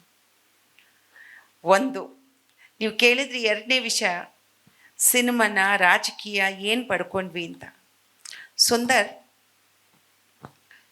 ಸಿನಿಮಾದಲ್ಲಿ ನಾವು ಏನೂ ಕಳ್ಕೊಂಡಿಲ್ಲ ಸುಂದರ್, ಪಡ್ಕೊಂಡಿದ್ದೇ ಹೆಚ್ಚು. ಇವತ್ತು ಈ ಜಾಗದಲ್ಲಿ ಕೂತಿದ್ದೀನಿ ಅಂದರೆ ಸಿನಿಮಾನೇ. ಆ ಸಿನಿಮಾ ನನ್ನನ್ನು ಇವತ್ತಿಲ್ಲಿ ಕೂರಿಸಿದೆ ಸುಂದರ್. ಸಿನಿಮಾಗೆ ಸರಿಸಾಟಿಯಾಗಿ ಈ ಜಗತ್ತಲ್ಲಿ ಏನೂ ಇಲ್ಲ. ಒಂದು ಮನೋವಿಕಾಸ ಮತ್ತು ಮನಸ್ಸನ್ನು ಉಲ್ಲಾಸಪಡಿಸುವಂಥದ್ದು ಎರಡೂ ಕೂಡ ಈ ಸಿನಿಮಾದಲ್ಲೇ ನಮಗೆ ದಕ್ಕುವಂಥದ್ದು. ಹಾಗೆ ಸಿನಿಮಾದಲ್ಲಿ ಎಲ್ಲನೂ ಕೊಟ್ಟಿದೆ ನಮಗೆ. ಆ ಸಿನಿಮಾ ಇದ್ದಿದ್ದರಿಂದನೇ ನಾನು ವಾಣಿಜ್ಯ ಮಂಡಳಿಗೆ ಬರಲಿಕ್ಕೆ ಸಾಧ್ಯವಾಯಿತು. ಎಲ್ಲವೂ ಆ ಚೇರ್ ಸಿಕ್ಕಿದ್ದು ಸಿನಿಮಾದ ಮೂಲಕನೇ. ಸಿನಿಮಾ ಮೂಲಕನೇ ನನ್ನನ್ನು ಗುರುತಿಸಿದ್ದು ಸರ್ಕಾರ. ಯಾಕೆಂದರೆ ಸರ್ಕಾರದಲ್ಲಿ ಒಂದು ಚಿತ್ರರಂಗಕ್ಕೆ ಒಂದು MLC ಅನ್ನೋದು ಇಟ್ಟಿದ್ರು. ಆ MLC ಚಿತ್ರರಂಗಕ್ಕೆ ಇರೋದ್ರಿಂದ, ನಾನಿಲ್ಲಿ ಕೆಲಸ ಮಾಡಿರೋದ್ರಿಂದ ಯಾರಿಗೆ ಕೊಡಬೇಕು ಅನ್ನುವಂಥದ್ದು ಬಂದಾಗ ನನಗೆ ಅಲ್ಲಿ ಕೊಟ್ಟರು. ನೋಡಿ, ಅಲ್ಲಿ ಕೊಟ್ಟಾಗ ನಾನು ಪಡ್ಕೊಂಡಿದ್ದು ಎಷ್ಟು ಅಂತ ಹೇಳ್ತೀನಿ. 6 ವರ್ಷ ನಾನು ಆ ಕ್ಷೇತ್ರದಲ್ಲಿ ಅಲ್ಲಿ MLC ಆಗಿ ಕೆಲಸ ಮಾಡುವಂಥ ಸಂದರ್ಭ ಬಂತು. ಆ ಸಂದರ್ಭದಲ್ಲಿ ಸಮ್ಮಿಶ್ರ ಸರ್ಕಾರ ಬಿದ್ದೋಗುತ್ತೆ, ಸಮ್ಮಿಶ್ರ ಸರ್ಕಾರ ಬರುತ್ತೆ. ಸಮ್ಮಿಶ್ರ ಸರ್ಕಾರದಲ್ಲಿ ಒಂದು ಮೇಲ್ಮನೆಗೊಂದು ಮಿನಿಸ್ಟ್ರಿ ಕೊಡಬೇಕಾಗತ್ತೆ. ನಮ್ಮಲ್ಲಿ ಇವತ್ತಿಗೂ ಕೂಡ ನೋಡಿ, ಒಂದೇ ಹೆಣ್ಮಕ್ಳಿಗೆ ಒಂದೇ ಸ್ಥಾನ ಕೊಡೋದು. ನಾವು ಇವತ್ತಿಗೂ ಒದ್ದಾಡ್ತಿದ್ದೀವಿ, ಮಹಿಳಾ ಮೀಸಲಾತಿ ಯಾವಾಗ ಬರುತ್ತೆ. ನಮ್ಮಲ್ಲಿ 33% ಹೆಣ್ಮಕ್ಳು ಯಾವತ್ತು ಅಧಿಕಾರವನ್ನು ಅವರು ತಗೋತಾರೆ. ಹೆಣ್ಣುಮಕ್ಕಳೇ ಅಲ್ಲಿ ಬಂದು ನಿಂತು ಸಂಸಾರವನ್ನು ಆಕೆ ಇಷ್ಟು ಚೆನ್ನಾಗಿ ಕಟ್ಕೊಡುವಾಗ, ಸಂಘ ಸಂಸ್ಥೆಯನ್ನು ಇಷ್ಟು ಚೆನ್ನಾಗಿ ಕಟ್ಕೊಡುವಾಗ, ಸಮಾಜದಲ್ಲಿರ್ತಕ್ಕಂಥ ಎಲ್ಲ ಹುದ್ದೆಗಳನ್ನು ಅವಳು ಅಲಂಕರಿಸುವಾಗ, ಇನ್ನು ಅವಳಿಗೆ ಸದನ ದೊಡ್ಡದ ಅವಳಿಗೆ? ಖಂಡಿತವಾಗ್ಲೂ ಇಲ್ಲ. 33% ಕೊಡೋಕ್ಕೆ ಹೆದರ್ತಾರಷ್ಟೇ. ಖಂಡಿತವಾಗ್ಲೂ ಹೆಣ್ಣುಮಕ್ಕಳು ಬಂದೇ ಬರ್ತಾರೆ, ಇವತ್ತಿಲ್ಲ ನಾಳೆ ಬರ್ತಾರೆ. ನಮಸ್ಕಾರ ಮೇಡಮ್. ನಮಸ್ಕಾರ. ನಾನು ಶಿವಸ್ವಾಮಿ. ನೀವು ಬರಗೂರ್ ಸರ್ ಅವ್ರ ಜೊತೆ ಚಿತ್ರ ಮಾಡೋದಕ್ಕೆ ಅವಕಾಶ ಕೊಟ್ಟಿಲ್ಲ ಸರ್ ಅಂತ ಕೇಳಿದ್ರಿ. ಅವ್ರ ಜೊತೆ ಮಾಡಿಲ್ಲ ಅಂದ್ರೆ ಆರೋಪ ಇಲ್ಲ. ಒಂದು ನನಗೆ ನೀವು ಸಂಗೀತ ಚಿತ್ರದಲ್ಲಿ ಕಂಬಾರ್ ನಟಿಸಿದಿರಿ ಅಂತ ನಾನು ಅದು ನೋಡಿದ್ದೆ. ಕಂಬಾರ್ ಅಂತ ವೈವಿಧ್ಯಮಯ ಪ್ರತಿಭೆಯ ಕಲಾ ನಿರ್ದೇಶಕರ ಜೊತೆ ಕೆಲಸ ಮಾಡುವಾಗ ಅಂತ ಈ ಬೇರೆ ಯಾವ್ದಾದ್ರು ಚಿತ್ರಗಳಲ್ಲಿ ಈ ತಾಯಿ ಸಾಹೇಬ ಹೊರತುಪಡಿಸಿ ಅಂತ ಕಲಾತ್ಮಕ ಚಿತ್ರಗಳು ಆ ಥರದ್ದು ಏನಾರು ನಿಮ್ಗೆ ಎಕ್ಸ್ಪೀರಿಯನ್ಸ್? ಲಂಕೇಶ್ ರವ್ರದ್ದು ಖಂಡವಿದೇಕೋ MT ವಾಸುದೇವ್ ನಾಯರ್ ಅವರು ಜ್ಞಾನಪೀಠ ಪ್ರಶಸ್ತಿ ವಿಜೇತರವರು. ಅವ್ರದ್ದು ಮಲಯಾಳಂದು ಫಸ್ಟ್ ಒಂದು ಪಿಕ್ಚರ್, ಮಮ್ಮೂಟಿ ಅವ್ರದ್ದು ಮೊದಲನೇ ಸಿನಿಮಾ ಅದು, ದೇವಲೋಗಂ ಅಂತ. ಆ ಸಿನಿಮಾ ನಾನು ಅಭಿನಯಿಸಿದ್ದೀನಿ. ಇಲ್ಲಿ ತಾವು ಹೇಳ್ದಂಗೆನೆ ಸಂಗೀತ ಅಭಿನಯಿಸಿದ್ದೀನಿ. ಇನ್ನು ಉಳಿದಂತೆ ಎಲ್ಲ ನಿರ್ದೇಶಕರಲ್ಲೂ ಎಲ್ಲವೂ ಇದೆ ರೀ. ಇದರಲ್ಲಿ ಯಾಕೆ ನಾವು ಕಲಾತ್ಮಕ ಮತ್ತು ಅದನ್ನ ಬೈಫರ್ಕೇಟ್ ಮಾಡಬೇಡಿ. ಒಳ್ಳೆ ಸಿನಿಮಾ. ಅದೇ ಕಂಬಾರ್ ಅಂತವ್ರ ಜೊತೆ ಅಭಿನಯಿಸುವಾಗ ಒಂದು ವಿಶೇಷ ಎಕ್ಸ್ಪೀರಿಯನ್ಸ್ಗಳ ಥರ ಏನಾದ್ರು ನಿಮ್ಗೆ ಅನ್ಸುತ್ತಾ? ಒಂದು ಶಕ್ತಿ ಧಾಮೋದ್ ಜೊತೆ ನಿಮ್ಗೆ ವಿಶೇಷವಾದ ಯಾವ್ದಾದ್ರು ಎಕ್ಸ್ಪೀರಿಯನ್ಸ್ ಅಥವಾ ತಿಳುವಳಿಕೆ? ನಮಸ್ಕಾರ. ನೋಡಿ, ಕಂಬಾರ್ ಅವರು ಅತ್ಯಂತ ತುಂಬ ಒಳ್ಳೆ ವ್ಯಕ್ತಿತ್ವ ಅವ್ರದ್ದು. ಅವ್ರ ಜೊತೆಯಲ್ಲಿ ನನಗೆ ನಮ್ಮ ಲೋಕೇಶ್ ಅವರು ಹೀರೋ ಸಂಗೀತಕ್ಕೆ, ಮನು ಅವರಿದ್ದರು, ಮಾನು, ನಮ್ಮ ಪ್ರಮಿಳಾ ಜೋಶಿ ಇದ್ದರು, ಸಕಲೇಶ್ಪುರದಲ್ಲಿ ಶೂಟಿಂಗ್ ಆಯಿತು. ತುಂಬ ಒಳ್ಳೆಯ ಅನುಭವ. ಮಾನು ಮತ್ತು ನಮ್ಮ ಲೋಕೇಶ್ ಅವ್ರ ಜೊತೆಯಲ್ಲಿ ಒಂದು, ಅದು ಗೊತ್ತಿಲ್ಲ, ಆಗ ದೊಡ್ಡ ಹಿಟ್ ಆಗಿಲ್ಲ, ಅದು ಸಾಧಾರಣ ಒಂದು ಸಿನಿಮಾ. ಅಂದರೆ ಇವತ್ತಿಗೆ ಕಂಪೇರ್ ಮಾಡಿದ್ರೆ ಒಂದು ಸಾಧಾರಣ ಸಿನಿಮಾ ಅಂದರೂ ಕೂಡ ಒಂದು 50 ದಿನ ಓಡೋ ಸಿನಿಮಾಗಳಾಗಿದ್ವು ಆವಾಗ. ಎಲ್ಲೋ ಇಡೀ ಕರ್ನಾಟಕದಲ್ಲಿ ಚಿತ್ರಮಂದಿರಗಳಲ್ಲಿ ಓಡುತ್ತಿತ್ತು. ಒಳ್ಳೆ ನಿರ್ದೇಶಕರ ಕೈ ಕೆಳಗೆ ನಾನು ಕೆಲಸ ಮಾಡಿದ್ದು ನನಗೆ ಸಂತೋಷ ಇದೆ ರೀ. ನಾ ಹೇಳ್ದೆಲ್ಲ, ನನ್ನ 59 ಜನ ನಿರ್ದೇಶಕರ ಕೈ ಕೆಳಗೆ ಕೆಲಸ ಮಾಡಿದ್ದೀನಿ. ಅವ್ರಿಗೆಲ್ಲರಿಗೂ ನನ್ನ ಭಾಳ ದೊಡ್ಡ ನನ್ನ ಸೆಲ್ಯೂಟು. ಶಕ್ತಿಧಾಮದ ಬಗ್ಗೆ ತಾವು ಹೇಳಿದ್ರಿ.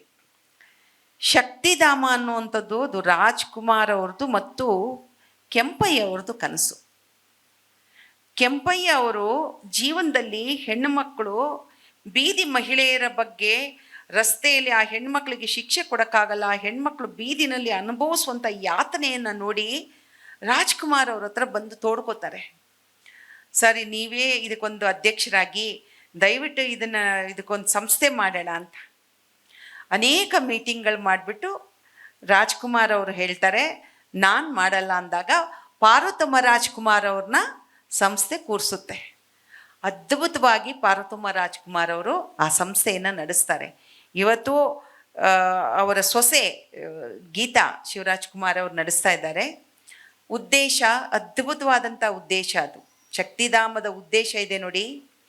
ಒಂದು ಡೆಸ್ಟಿಟ್ಯೂಟ್ಸ್ನ ಅವ್ರ ಬದುಕಿನ ಬಗ್ಗೆ ಪುನರ್ವಸತಿಯನ್ನು ಒದಗಿಸ್ಕೊಡೋದು, ಮತ್ತು ಸಮಾಜದಲ್ಲಿ ಅವ್ರನ್ನ ಗೌರವವಾಗಿ ಕಾಣುವಂಥ ನೆಲೆಗೆ ತಂದು ಕೂರಿಸೋದಿದೆ ಅಲ್ಲ, ಅದಷ್ಟು ಸುಲಭದ ಮಾತಲ್ಲ. ಅಂಥ ಒಂದು ಒಳ್ಳೆಯ ಕೆಲಸವನ್ನು ಆ ಶಕ್ತಿಧಾಮ ಮಾಡಿದೆ. ವೇಶ್ಯಾವಾಟಿಕೆಗೆ ಸಂಬಂಧಪಟ್ಟ ಹಾಗೆ ಒಂದು ಅಧ್ಯಯನ ಸಮಿತಿಯ ಅಧ್ಯಕ್ಷರಾಗಿ ಕೆಲಸ ಮಾಡಿದ್ರಿ ಮೇಡಮ್. ಅದ್ರ ಬಗ್ಗೆ ತಮ್ಮ ಅಭಿಪ್ರಾಯ ಮತ್ತು ಆ ಅನುಭವ, ಅವತ್ತು ಯಾಕೆ, ಅದಕ್ಕೇನು ಮಾಡಿದ್ರಿ, ಮತ್ತು ತಮಗೆ ಬಂದಂತಹ ಒಂದು ಫೀಡ್ಬ್ಯಾಕ್ಸು ಇದ್ರ ಬಗ್ಗೆ? ಸರ್, ಅದು ನಿಜವಾಗ್ಲೂ ಹೇಳ್ತೀನಿ, ನನ್ನ ಪುಣ್ಯ ಅಂತ ನಾನು ಭಾವಿಸ್ಕೋತೀನಿ. ನಾನು ಈ ನಮ್ಮ ಸಿದ್ದರಾಮಯ್ಯ ಸಾಹೇಬರಿಗೆ, ಉಮಾಶ್ರೀ ಅವ್ರಿಗೆ ನಾನು ಕೃತಜ್ಞತೆಯನ್ನು ಸಲ್ಲಿಸ್ತೀನಿ ಈ ಸಂದರ್ಭದಲ್ಲಿ. ಸುಪ್ರೀಂ ಕೋರ್ಟು 2011ನಲ್ಲಿ ಒಂದು ಸರ್ಕ್ಯುಲರ್ ಕಳಿಸುತ್ತೆ ಸರ್ 30 ರಾಜ್ಯಗಳಿಗೂ. ನಿಮ್ಮ ರಾಜ್ಯದಲ್ಲಿರ್ತಕ್ಕಂಥ ವೇಶ್ಯಾವಾಟಿಕೆಯಲ್ಲಿ ತೊಡಗಿಸಿಕೊಂಡಂಥ ಹೆಣ್ಣುಮಕ್ಕಳ ಸ್ಥಿತಿಗತಿಗಳನ್ನು ಮತ್ತು ಅವರ ಜೀವನದ ನೆಲೆ, ಅವರಿಗೆ ಸ್ವಂತ ನೆಲೆ ಇದೆಯಾ, ಅವ್ರನ್ನ ಈ ಸಮಾಜ ಯಾವ ರೀತಿಯಾಗಿ ಕಾಣ್ತಿದೆ, ಅವರ ಮಕ್ಕಳ ಸ್ಥಿತಿ ಏನು, ಮತ್ತು ಅವ್ರ ಮಕ್ಕಳ ವಿದ್ಯಾಭ್ಯಾಸದ ಬಗ್ಗೆ, ಇವೆಲ್ಲದರ ಬಗ್ಗೆ ನೀವು ವಿವರವಾಗಿ ಕೊಡಿ ಅಂತ ಹೇಳುತ್ತೆ. ನನ್ನ ಪುಣ್ಯಕ್ಕೆ ಸರ್ಕಾರ ನನ್ನನ್ನು, ನಾನು MLC ಆಗಿರೋದು ಮತ್ತು PhD ಮಾಡಿರೋದ್ರಿಂದ ನನಗೆ ಆ ಅವಕಾಶ ಸಿಕ್ಕುತ್ತೆ, ಆ ಜವಾಬ್ದಾರಿ ಕೊಡ್ತಾರೆ. ಅದು ಕ್ಯಾಬಿನೆಟ್ ರ್ಯಾಂಕು ಸಿಕ್ಕುತ್ತೆ. ಭಾಳ ಒಳ್ಳೊಳ್ಳೆ ಸದಸ್ಯರನ್ನು ಹಾಕಿರ್ತಾರೆ. ಈಗ ಶಕ್ತಿಧಾಮಕ್ಕೆ ನಾವು ಹೋದಾಗ ವೇಶ್ಯಾವಾಟಿಕೆಯಲ್ಲಿ ತೊಡಗಿಸ್ಕೊಂಡಂಥ ಮಹಿಳೆಯರು ಮತ್ತು ಹಾಗೇನೆ ಅಲ್ಲಿಯ ಒಡನಾಡಿ ಇಲ್ಲಿರ್ತಕ್ಕಂಥ ಸ್ಟ್ಯಾನ್ಲಿ ಕೂಡ ಅದರ ಸದಸ್ಯರಾಗಿರ್ತಾರೆ. ಅನೇಕ ಸಂಸ್ಥೆಗಳನ್ನು ಈ ಸಂಬಂಧವಾಗಿ ನೇಮಕ ಮಾಡಿರ್ತಕ್ಕಂಥ ಅನೇಕ ಸಂಸ್ಥೆಗೆ ನಾವು ಹೋಗ್ತೀವಿ. ನಮಸ್ಕಾರ ಸರ್, ವಿಶ್ವಕುಮಾರ್ ಸರ್ ನಮಸ್ಕಾರ, ಹಾಯ್ ಈಗ ಕಳಿಸ್ತಾರೆ ಸರ್. ಆಗ ಇಡೀ ಕರ್ನಾಟಕ ರಾಜ್ಯದಲ್ಲಿ 3 ಸಲ ನಾವು ಕರ್ನಾಟಕವನ್ನು ಸುತ್ತುತ್ತೀವಿ. 30 ಜಿಲ್ಲೆಯನ್ನು, 74 ತಾಲೂಕನ್ನು ನಾವು ಇಡೀ ಸುತ್ತುತ್ತೀವಿ. ಸುತ್ತಿ 11,100 ಸ್ಯಾಂಪಲ್ಸ್ ತಗೋತೀವಿ. 100 ಸ್ಯಾಂಪಲ್ಸ್ ತಗೊಂಡು ಈ ಹೆಣ್ಣು ಮಕ್ಕಳ ಸ್ಥಿತಿಗತಿಗಳ ಬಗ್ಗೆ ಒಂದು ದೊಡ್ಡ ಗ್ರಂಥವನ್ನೇ ಮಾಡಿ 1 ವರ್ಷ 6 ತಿಂಗಳಿಗೆಲ್ಲ ನಾವು ಸಬ್ಮಿಟ್ ಮಾಡ್ತೀವಿ ಸರ್ಕಾರಕ್ಕೆ. ಪ್ರಶ್ನೆ ನಮಗಲ್ಲಿ ಖುಷಿಯಾಗಿರೋದು ಏನಂತಂದರೆ, ಹೆಣ್ಣನ್ನು ನೀವು ಹೋಗಿ, ನಮಗೆಂಥ ಚಾಲೆಂಜ್ ಅಂತಂದರೆ, ನಾನು ಸದನದಲ್ಲಿದ್ದಾಗಲೇ ಅನೇಕರು ಲೇವಡಿ ಮಾಡಿದ್ರು, ಜೈಮಲ್ ಅವರೇ ನೀವು ಯಾವ ಸಂಸ್ಥೆಗೆ, ಯಾವ ಒಂದು ಇದಕ್ಕೆ ನಿಮಗೆ ಇದನ್ನು ಕೊಟ್ಟಿದ್ದಾರೆ ಹೇಳಿ, ನಿಮ್ಮ ಅಧ್ಯಕ್ಷರನ್ನಾಗಿ ಮಾಡಿದ್ದಾರೆ ಹೇಳಿ ಅಂತ ಲೇವಡಿಯಾಗಿ ಧ್ವನಿಗೂಡಿಸಿದ್ರು. ನಾನು ಅವ್ರಿಗೊಂದೇ ಮಾತು ಹೇಳಿದೆ, ಎಲ್ಲಾದರೂ ಒಂದು ಕಡೆ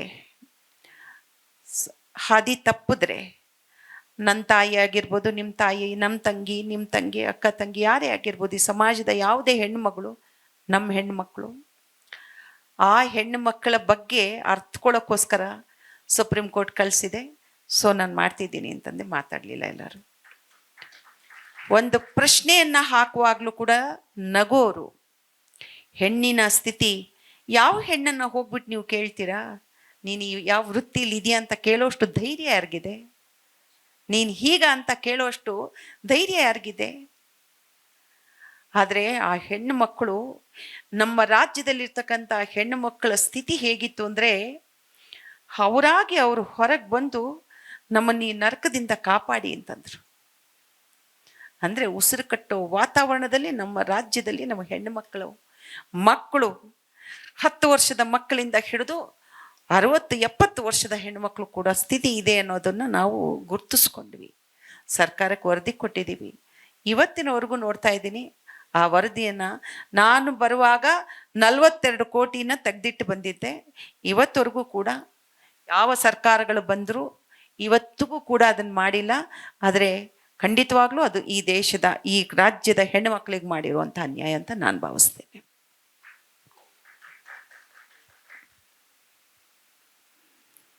ಸುಬ್ರಹ್ಮಣ್ಯ ಅವರೇ, ಅಲ್ಲ, ನನಗೆ ನೀವು ನನ್ನ ಬದುಕಿನ ಆಸೆ ಅಂತಂದ್ರಲ್ಲ, ಉಳ್ಳಾಳ ರಾಣಿ ಹಬ್ಬಕ್ಕ ಸಿನಿಮಾ ಮಾಡೋದನ್ನು. ಹಾ ಸರ್. ನನಗೆ ಇತ್ತೀಚೆಗಿನ ದೇಶದ ಮತ್ತು ಇತರ ರಾಜ್ಯಗಳ ಬೆಳವಣಿಗೆಗೆ ನಾನು ಗಮನಿಸ್ತಾ ಇರೋದು, ಅಲ್ಲಿನ ಅಲ್ಲಿನ ಸಂಸ್ಕೃತಿ ಇಲಾಖೆಗಳು ಅಲ್ಲಿನ ಇಂತಹ ಮಹಾತ್ಮರ ಸಿನಿಮಾಗಳನ್ನು ಮಾಡಲಿಕ್ಕೆ ಸಹಾಯ ಮಾಡುತ್ತೆ. ಉದಾಹರಣೆಗೆ ಅಂಬೇಡ್ಕರ್ ಅವರ ಸಿನಿಮಾನ ಮಹಾರಾಷ್ಟ್ರ ಸರ್ಕಾರ ಮಾಡುತ್ತೆ. ಇನ್ನು ಈಶಾನ್ಯ ಭಾರತದಲ್ಲಿ ಒಂದಿಬ್ಬರ ಆ ಥರದ ಸಿನಿಮಾಗಳಾಗಿವೆ. ಸುಮ್ಮನೆ ನನಗೆ ತಕ್ಷಣ ಹೀಗೆ ಮಾತಾಡ್ತಾ ಇದ್ದಾಗ ನೆನಪಾಯ್ತು, ಕನ್ನಡ ಸಂಸ್ಕೃತಿ ಇಲಾಖೆ ನೀವು ಯಾಕೆ ಕೇಳಬಾರ್ದು ಈ ಸಿನಿಮಾ ಪ್ರೊಡ್ಯೂಸ್ ಮಾಡಿಕೊಡಿ, ಮಾಡಲಿಕ್ಕೆ ಸಹಾಯ ಮಾಡಿ ಅಂತಂದ್ಬಿಟ್ಟು. ಪಾಪ ಅವ್ರಿಗೇನೆ ಬಜೆಟ್ ಇಲ್ಲ, ಅವ್ರಿಗೆ ಕೊಡಕ್ಕೇನೆ ಬೇರೆಯವ್ರಿಗೆ ಬಜೆಟ್ ಇಲ್ಲ. ನಾನು ಅವ್ರ ಹತ್ರ ಹೋಗ್ಬಿಟ್ಟು ಎಲ್ಲಿಂದ ಹಣ ಕೊಡ್ಲಿ ಅಂತ ಕೇಳಿ, ನನಗೆ ಗೊತ್ತಿದೆ ಅದ್ರ ಬಜೆಟ್ ಎಷ್ಟು ಅಂತ. ಸೊ ಪಾಪ ನಾನು ಯಾತಕ್ಕೆ ಕೇಳಲಿ, ನೀವು ಬೇರೆ. ಇದು ಬಹಳ ಒಳ್ಳೆ ಪ್ರಶ್ನೆ. ಅಲ್ಲಲ್ಲ, ಸೆಂಟ್ರಲ್ ಗೌರ್ಮೆಂಟ್ ಅಲ್ಲಿ ಕೂಡ ಈಗ ವೇವ್ಸ್ ಅಂತ ಅಂದ್ಬಿಟ್ಟು OTT ಪ್ಲಾಟ್ಫಾರ್ಮ್ ಮಾಡಿದ್ದಾರೆ. ಅವರು ದೇಶದ ಇತಿಹಾಸ ಪುರುಷರ ಸಿನಿಮಾಗಳನ್ನ ಮಾಡುವುದಕ್ಕೆ ಎಲ್ಲ ಸಹಾಯ ಮಾಡ್ತಾ ಇದೆ. ತಮಿಳಲ್ಲಿ ಯಾರ್ದೊಬ್ಬರದ್ದು ಸಿನಿಮಾಕ್ಕೆ ಒಂದು 38-40 ಕೋಟಿ ರೂಪಾಯಿ ಕೊಟ್ಟದ್ದು ಓದಿದೆ ನಾನು. ಈ ಥರದ ಕೆಲಸಗಳಾಗ್ತಾ ಇದೆ. ಆ ಎಲ್ಲ ಕೆಲಸಗಳು ಕೂಡ ರಾಜ್ಯ ಮತ್ತು ರಾಷ್ಟ್ರದ ಇದರೊಳಗನೆ ನಡೀತಾ ಇರುವಂಥದ್ದು.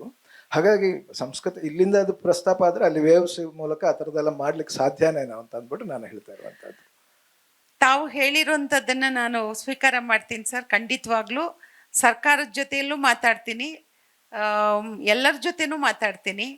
ಇದು ತುಂಬ ಒಳ್ಳೆಯ ಇದನ್ನು ಹೇಳಿದ್ರಿ ಸರ್. ಇದಕ್ಕೆ ನಾವು ಕಾನ್ ಫೆಸ್ಟಿವಲ್ಗೆ ಹೋದಾಗ ಅಲ್ಲಿ ಮಾರುಕಟ್ಟೆ ವಿಭಾಗದಲ್ಲಿ ಈ ಥರದ ಚರ್ಚೆ ಒಂದು 4 ದೇಶದ ಜೊತೆಯಲ್ಲಿ ಮಾಡಿದ್ವಿ ನಾವು. ಅದು ಅನ್ಫಾರ್ಚುನೇಟ್ ಏನಂತಂದರೆ, ಹಬ್ಬಕ್ಕ ಹೋರಾಡಿದ್ದು ಪೋರ್ಚುಗೀಸರ ಜೊತೆ. ಸೊ ಕೆಲವು ದೇಶಗಳು ನಮ್ಮ ಜೊತೆ ಸಹಾಯಕ್ಕೆ ಬರೋಲ್ಲ, ಆಯಿತಾ. ನಾವು ಅವ್ರ ದೃಷ್ಟಿಲಿ ಈ ಸಿನಿಮಾ ಮಾಡೋದು ಅವ್ರಿಗೆ ಇಷ್ಟ ಆಗಲ್ಲ. ಯಾಕಂದರೆ ಅವರನ್ನು ನಾವು ಪೋರ್ಚುಗೀಸರಿಂದ ತಾನೇ ಇಷ್ಟೆಲ್ಲ ಆಗಿದ್ದು ಅಂತ ಹೇಳ್ತೀವಿ ಅಂತ ಅವರು ಮುಂದಕ್ಕೆ ಬರಲಿಲ್ಲ. ಬಟ್ ಬಾಕಿ ಅಂತೆ ಇಬ್ಬರು ತುಂಬ ಒಳ್ಳೆ ಸಬ್ಜೆಕ್ಟ್ ಆಗುತ್ತೆ ಅಂತ ಹೇಳಿದ್ರು. ಆದರೆ ಇವತ್ತು ಈ ಸಿನಿಮಾ ಹಬ್ಬಕ್ಕ ಮಾಡಬೇಕು ಅಂದರೆ ಆರ್ಟಿಫಿಷಿಯಲ್ ಇಂಟೆಲಿಜೆನ್ಸಿ, ಎರಡನೇದು ಗ್ರಾಫಿಕ್ ಆ್ಯಂಡ್ ಅನಿಮೇಷನ್, ಇವುಗಳನ್ನೆಲ್ಲ ಬಳಸ್ಕೊಂಡು ಮಾಡಬೇಕಾಗತ್ತೆ. ತುಂಬ ಖರ್ಚಾಗುತ್ತೆ. ಸರ್ಕಾರವನ್ನು ಖಂಡಿತ ಕೇಳ್ತೀವಿ ಸರ್. ಇನ್ನೊಂದು, ನೀವು 2 ಜಾಗದಲ್ಲಿ ಮಾದರಿಯಾದ್ದಕ್ಕೆ ಅಭಿನಂದನೆ ಹೇಳಬೇಕಾಗಿದೆ. ಒಂದು, ಇಡೀ ದೇಶದಲ್ಲಿ ಬೇರೆ ಯಾರು ಅದರಲ್ಲೂ ಗ್ಲಾಮರ್ ಜಗತ್ತಿಂದ ಹೋಗಿ ಡಾಕ್ಟರೇಟ್ ಮಾಡಿದವರಿಲ್ಲ, ನೀವದು ಮೊದಲನೇವರು. ಆದರೆ ಈಗ ಇನ್ನೂ ಒಂದಿಬ್ಬರು ಡಾಕ್ಟರೇಟ್ ಮಾಡಿದ್ದನ್ನು ಕೇಳಿದೆ, ಅಂದರೆ ನೀವು ಅವರಿಗೆ ಮಾದರಿ ಆದ್ರಿ. ಇನ್ನೊಂದು, ತಾಯಿ ಸಾಹೇಬ ಸಿನಿಮಾ ಇದೆಯಲ್ಲ, ಈ ಸಿನಿಮಾದಲ್ಲಿ ಮುಖ್ಯವಾಹಿನಿ ಮತ್ತು ಕಲಾತ್ಮಕ ಅಂತ ಪ್ರತ್ಯೇಕ ಇಲ್ಲ ಅಂತಂದ್ರೂ ಕೂಡ ಸಮಾನಾಂತರ ಚಳವಳಿ ಅಂತಂದ್ಬಿಟ್ಟು ಅದೊಂದು ನಡೀತಾನೆ ಇರುವಂಥದ್ದು. ನೀವು ಅಂದರೆ ಮುಖ್ಯವಾಹಿನಿಯ ತಾರೆಯೊಬ್ಬರು ನಿರ್ಮಾಣ ಮಾಡಿದ ನಂತರ ಮಲಯಾಳದಲ್ಲಿ ಅದೇ ಥರದ ಒಂದು ಸಿನಿಮಾ ಆಗುತ್ತೆ, ವಾನಪ್ರಸ್ಥಂ ಅಂತ. ಮೋಹನ್ ಲಾಲ್ ಒಂದು ಪ್ರೊಡ್ಯೂಸ್ ಮಾಡಿ ಅವರು ಬೆಸ್ಟ್ ಆ್ಯಕ್ಟರ್ ತಗೋತಾರೆ, ನೀವು ತಗೊಂಡ ಹಾಗೆ ಅವರು ಬೆಸ್ಟ್ ಸಿನಿಮಾನೂ ತಗೋತಾರೆ. ಅದಾದ್ಮೇಲೆ ಅದರ ಬೆನ್ನಲ್ಲೇನೆ ಅನುಪಮ್ ಖೇರು ಬಾರಿವಾಲಿ ಅಂತ ಒಂದು ಬಂಗಾಲಿ ಸಿನಿಮಾ ಮಾಡ್ತಾರೆ, ಅದಕ್ಕೂ ಆಕೆ ಅನುಪಮ್ ಖೇರ್ ಹೆಂಡತಿ ಪ್ರಶಸ್ತಿ ತಗೋತಾರೆ. ಅದಾದ್ಮೇಲೆ ನಮ್ಮ ಸೌಂದರ್ಯ ಅವರು ದ್ವೀಪ ಮಾಡ್ತಾರೆ, ಸ್ವರ್ಣಕಮಲ ಅದಕ್ಕೆ ಬರುತ್ತೆ. ಅದೊಂದು ಟ್ರೆಂಡ್ ಥರ ಇಡೀ ಭಾರತದಲ್ಲಿ ಹರಡಿದ್ದು ಅದು ಮತ್ತು ಈ ಡಾಕ್ಟರೇಟ್ ಇದೆರಡಕ್ಕೆ ಅಭಿನಂದನೆಗಳು. ಧನ್ಯವಾದ ಸರ್, ಥ್ಯಾಂಕ್ ಯು. ಮೇಷ್ಟ್ರೆ ಏನಾದರೂ ಪ್ರಶ್ನೆ ಕೇಳಿ ಮೇಷ್ಟ್ರೆ. ನಿಮ್ಮ ಬಾಯಿಂದ ಏನಾದರೂ ಒಂದು ನಮ್ಮ ಬಗ್ಗೆ ಕೇಳಿದ್ರೆ ಅದು ಆಶೀರ್ವಾದ ಅಂತ ಅನ್ಕೋತೀನಿ. ಆಯ್ತು. ಬೇರೆ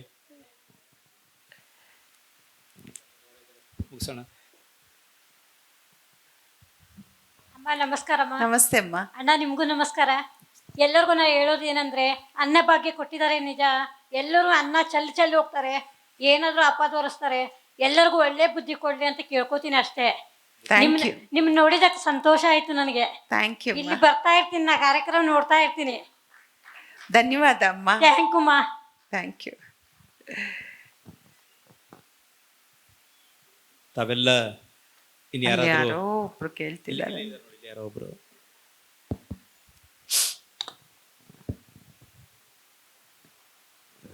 ಮೇಡಮ್ ಅವರು 2 ಚೇರಲ್ಲಿ ಕೂತಿರೋದ್ರಿಂದ ಅವರಿಗೆ ಕ್ವಶನ್ಗಳು ಜಾಸ್ತಿ ಇದೆ. ಮೇಡಮ್ ನಮಸ್ಕಾರ. ನಮಸ್ತೆ ಸರ್. ನಾನು PUC ಓದುವಾಗ ಹಾ ಸರ್ 75ನೇ ಇಸ್ವಿನಲ್ಲಿ ಭಾನು ಥಿಯೇಟರ್ ಅಲ್ಲಿ ಗಿರಿಕನ್ಯೆ ನೋಡಿದ್ದೆ. 77ರಲ್ಲಿ 70 ಭಾನು ಥಿಯೇಟರ್ ಅಲ್ಲಿ ನೋಡ್ದೆ ಗಿರಿಕನ್ಯೆ. ಅವಾಗ ಹೆಂಗಿದ್ರು ಇವಾಗಲೂ ಹಂಗೆ ಇದ್ದಾರೆ. ಹೌದು ಬಹಳ ಚೆನ್ನಾಗಿತ್ತು. Thank you sir. ಆಮೇಲೆ ನಾನು ದೇವರಾಜ ಅರಸು ಸ್ಕೀಮ್ ಸ್ಟೈಪೆಂಡ್ರಿ ಸ್ಕೀಮ್ನಲ್ಲಿ ಬೆಂಗಳೂರು ಉತ್ತರ ತಾಲೂಕು ಕೆಲಸಕ್ಕೆ ಸೇರಿದೆ 80ನೇ ಇಸ್ವಿನಲ್ಲಿ. ಪ್ರಶ್ನೆ ಕೇಳಿ. ಪ್ರಶ್ನೆ ತಾವೇನ್ ದೇವರಾಜ ಅರಸು ಬಿಟ್ರೆ 2ನೇ ದೇವರಾಜ ಅರಸು ಸಿದ್ದರಾಮಯ್ಯನವರು. ಖಂಡಿತ ಸರ್, ಖಂಡಿತ. ಇಷ್ಟೇ ನನ್ನ ಅಭಿಪ್ರಾಯ. ಆ ಕಡೆ ಸಿನಿಮಾದ ಬಗ್ಗೆ ಏನು ಮಾತಾಡಲ್ಲ.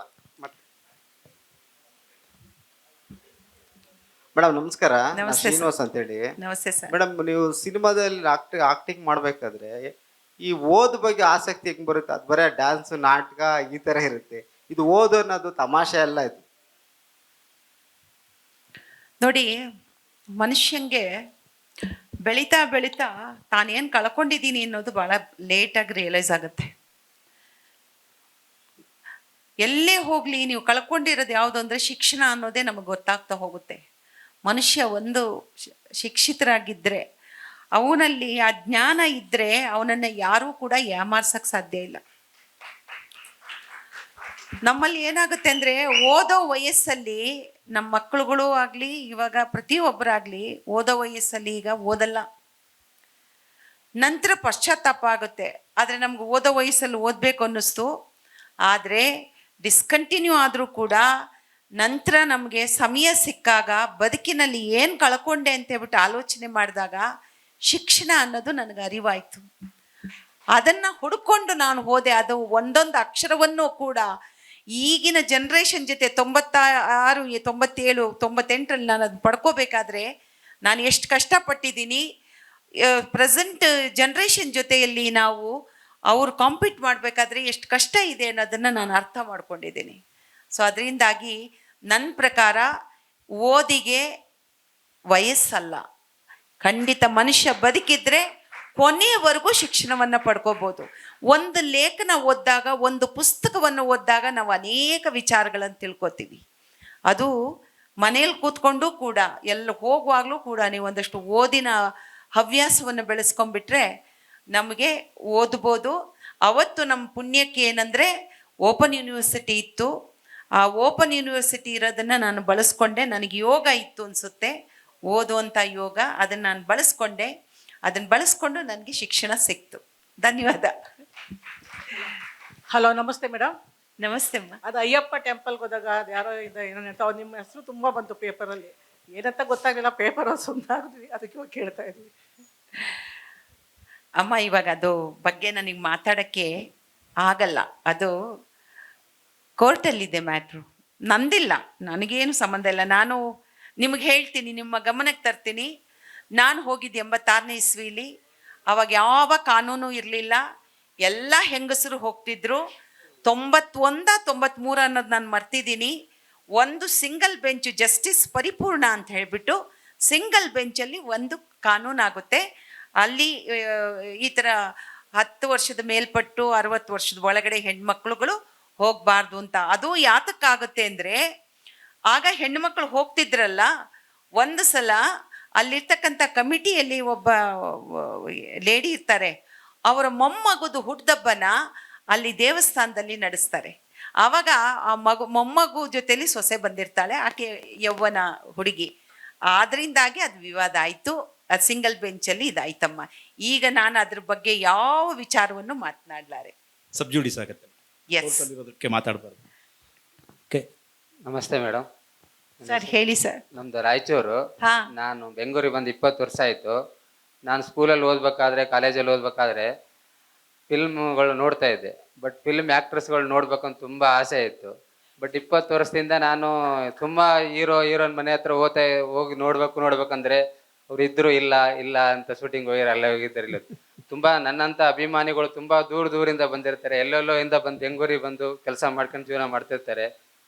ಯಾರೇ ಅಭಿಮಾನಿಗಳು ಬಂದರೆ ಮನೆಯೊಳಗೆ ಬಿಟ್ಕೊಂಡು ಸ್ವಲ್ಪ ನೋಡೋಕೆ, ಅಟ್ಲೀಸ್ಟ್ ನಾವು ಅವ್ರನ್ನ ದೂರಿಂದ ನೋಡೋಕ್ಕಾದ್ರಾಗಲಿ ಅಟ್ಲೀಸ್ಟ್ ಮನೆ ಹತ್ರ ಬಂದಾದ್ರೂ ಬಿಡೋಕೆ. ಅಲ್ಲಿ ಕನ್ನಡ ಬರೋ ಹಿಂದಿ ಸೆಕ್ಯೂರಿಟಿಗಳು ಹಾಕಿರ್ತಾರೆ. ಅವ್ರು ನಾವು ಕನ್ನಡ, ಅವ್ರು ಹಿಂದಿ, ಬೇರೆ ಬೇರೆ ಈ ಥರ ಆಗುತ್ತೆ. ಬಟ್ ಅಭಿಮಾನಿಗಳಿಗೆ ಯಾವತ್ತೂ ದೊಡ್ಡ ಹೀರೋಯಿನ್ಗಳು ನಿರಾಶೆ ಮಾಡಬಾರ್ದು. ಪ್ಲಸ್ ಎರಡನೇದು, ರಮೇಶ್ ಅರವಿಂದ್ ಸರ್ ಆಗಲಿ, ನೀವಾಗಲಿ, ಯಾರಾಗಲಿ ಹಳೆ ಹೀರೋಯಿನ್ಗಳು ಅವತ್ತು ನೋಡಲು ಹೆಂಗಿದ್ದೀರಾ, ಇವತ್ತು ಹಂಗೆ ಕಾಣ್ತಿದ್ದೀರಾ. ಸೊ ವಯಸ್ಸೇ ಆಗಲ್ಲ ಅನಿಸುತ್ತೆ ಮೇಡಮ್. ನನಗೆ ಬೆಂಗಳೂರಿಗೆ ಬಂದು 18 ವರ್ಷಕ್ಕೆ ಬಂದರೆ 38 ವರ್ಷ. ನನಗೆ ನಿಮ್ಮನ್ನು ಮುದುಕ ಅಂತಾರೆ. ನೀವು ನೋಡಿದ್ರೆ ಇನ್ನೂ ಹೆಂಗೆ ಕಾಣ್ತಾ ಇದ್ದೀರಾ. ರಮೇಶ್ ಅವರೇ ನಮಸ್ಕಾರ. ನನ್ನ ಹೆಸರು ರಮೇಶ್ ಅಲ್ಲ ಮೇಡಮ್, ಸಿದ್ಧಲಿಂಗ ರೆಡ್ಡಿ ಅಂತ. ಸಿದ್ಧಲಿಂಗ ರೆಡ್ಡಿ ಅವರೇ, ರಾಯಚೂರವರು. ತಾವು ತುಂಬಾ ಒಳ್ಳೆ ಪ್ರಶ್ನೆಯನ್ನು ಹಾಕಿದ್ರಿ. ಕಲಾವಿದರು ಮನೆಗೆ ಹೋದಾಗ ಅವರು ಮಾತಾಡಲ್ಲ ಅಂತ. ಮೊದಲಿಗೂ ಈಗಕ್ಕೂ ತುಂಬ ವ್ಯತ್ಯಾಸಗಳಾಗಿದೆ ರೀ. ನಾನು ನೋಡಿದ ಹಾಗೆ ಡಾಕ್ಟರ್ ರಾಜ್ಕುಮಾರ್ ಅವರು ಒಂದು ಅನುಭವದ ಕತೆ ಹೇಳ್ತೀನಿ ಕೇಳಿ. ರಾಜ್ಕುಮಾರ್ ಅವ್ರದ್ದೊಂದು ಕತೆ ಹೇಳ್ತೀನಿ, ನನ್ನ ಕಣ್ಣಲ್ಲಿ ಕಂಡಿದ್ದು. ನಾನು ಪಾರ್ವತಮ್ಮ ಅವ್ರ ಹತ್ರ ಮಾತಾಡೋಕೆ ಒಳಗೆ ಹೋಗ್ಬೇಕಾದ್ರೆ ರಾಜ್ಕುಮಾರ್ ಅವರು ಹೊರಗೆ ಹೋಗ್ತಿದ್ರು. ಅವ್ರು ಯಾವಾಗ್ಲೂ ಅವರಿಗೆ ಅಭಿಮಾನಿಗಳು ಬಂದಾಗ ಅವ್ರು ಹೊರಗೆ ಹೋಗ್ತಾರೆ, ಅವ್ರ ಜೊತೆ ಒಂದು ಫೋಟೋ ತೆಗೆಸ್ಕೊತಾರೆ, ನಂತರ ಅವರು ಒಳಗೆ ಬರುವಂಥದ್ದು ಒಂದು ಕತೆ. ನಾನು ಅಮ್ಮ ಹತ್ರ ಮಾತಾಡ್ಬಿಟ್ಟು ಬೇಗ ಹೊರಗೆ ಬರ್ತೀನಿ. ಬರುವಾಗ ನಾನು ಕಂಡ ದೃಶ್ಯ ಏನಂದರೆ, ರಾಜ್ಕುಮಾರ್ ಅವರು ಹತ್ರ ಒಂದು ಕಾಲಿಂದ ಒಂದು ಕಾಲು ತೆವಳ್ಕೊಂಡು ಒಂದು ಹಿಂಗೆ ಕೋಲಿಟ್ಕೊಂಡಿರೋ ಒಂದು ಹೆಂಗಸು, ವಯಸ್ಸಾಗಿರೋ ವೃದ್ಧೆಯಕ್ಕೆ, ಆಕೆ ಬಂದು ರಾಜ್ಕುಮಾರ್ ಅವ್ರಿಗೆ ಹಿಂಗೆ ಕಾಲು ಬಿದ್ದಾಗ ಅವ್ರ ಕಣ್ಣಲ್ಲಿ ನೀರು ಬಂದ್ಬಿಡುತ್ತೆ. ರಾಜ್ಕುಮಾರ್ ಅವ್ರಿಗೆ ಹಾಗೆ ಮಾಡಬೇಡಿ ಅಮ್ಮ ಅಂದ್ರೆ, ನಂಗೊಂದು ಗಾಡಿ ಕೊಡಿಸಿ ಅಂತ ಕೇಳ್ತಾರೆ. ರಾಜ್ಕುಮಾರ್ ಅವ್ರಿಗೆ ಎಷ್ಟು ಮುಜುಗರ. ನಾನು ಆ ಟೈಮಿಗೆ ಬಂದ್ಬಿಟ್ಟೆ. ನಾನು ಅಲ್ಲಿ ನಿಂತಿದ್ದೆ ನೋಡ್ತಾ. ಒಂದು ಗಾಡಿ ಕೊಡಿಸಿ ಅಂತ ಕೇಳಿದಾಗ ಅವರು ಹೀಗೆ ನೋಡಿದ್ರು. ಒಂದ್ಸಲ ನನ್ನ ನೋಡಿದ್ರು, ಹೀಗೆ ನೋಡಿದ್ರು, ಈ ಕಡೆ ಹೀಗೆ ನೋಡಿದ್ರು. ಇಷ್ಟು ದಪ್ಪದ್ದು ಚೈನು ಹೀಗೆ ತೆಗೆದು ಅವಳ ಕೈಯಲ್ಲಿ ಕೊಟ್ಟು, ಇಲ್ಲಿ ಇನ್ನೊಂದು ನಿಮಿಷ ನಿಲ್ಬೇಡ ಹೋಗು ಅಂತ ಕಳಿಸ್ಬಿಟ್ರು. ನೀನು ಇದರಲ್ಲಿ ಗಾಡಿನೂ ತಗೋತೀಯಾ, ನಿನಗೆಲ್ಲ ನಿನ್ನ ಜೀವನ ಪೂರ್ತಿ ನಿನ್ಗೆ ಒಳ್ಳೇದಾಗುತ್ತೆ, ಹೋಗು ಅಂತ.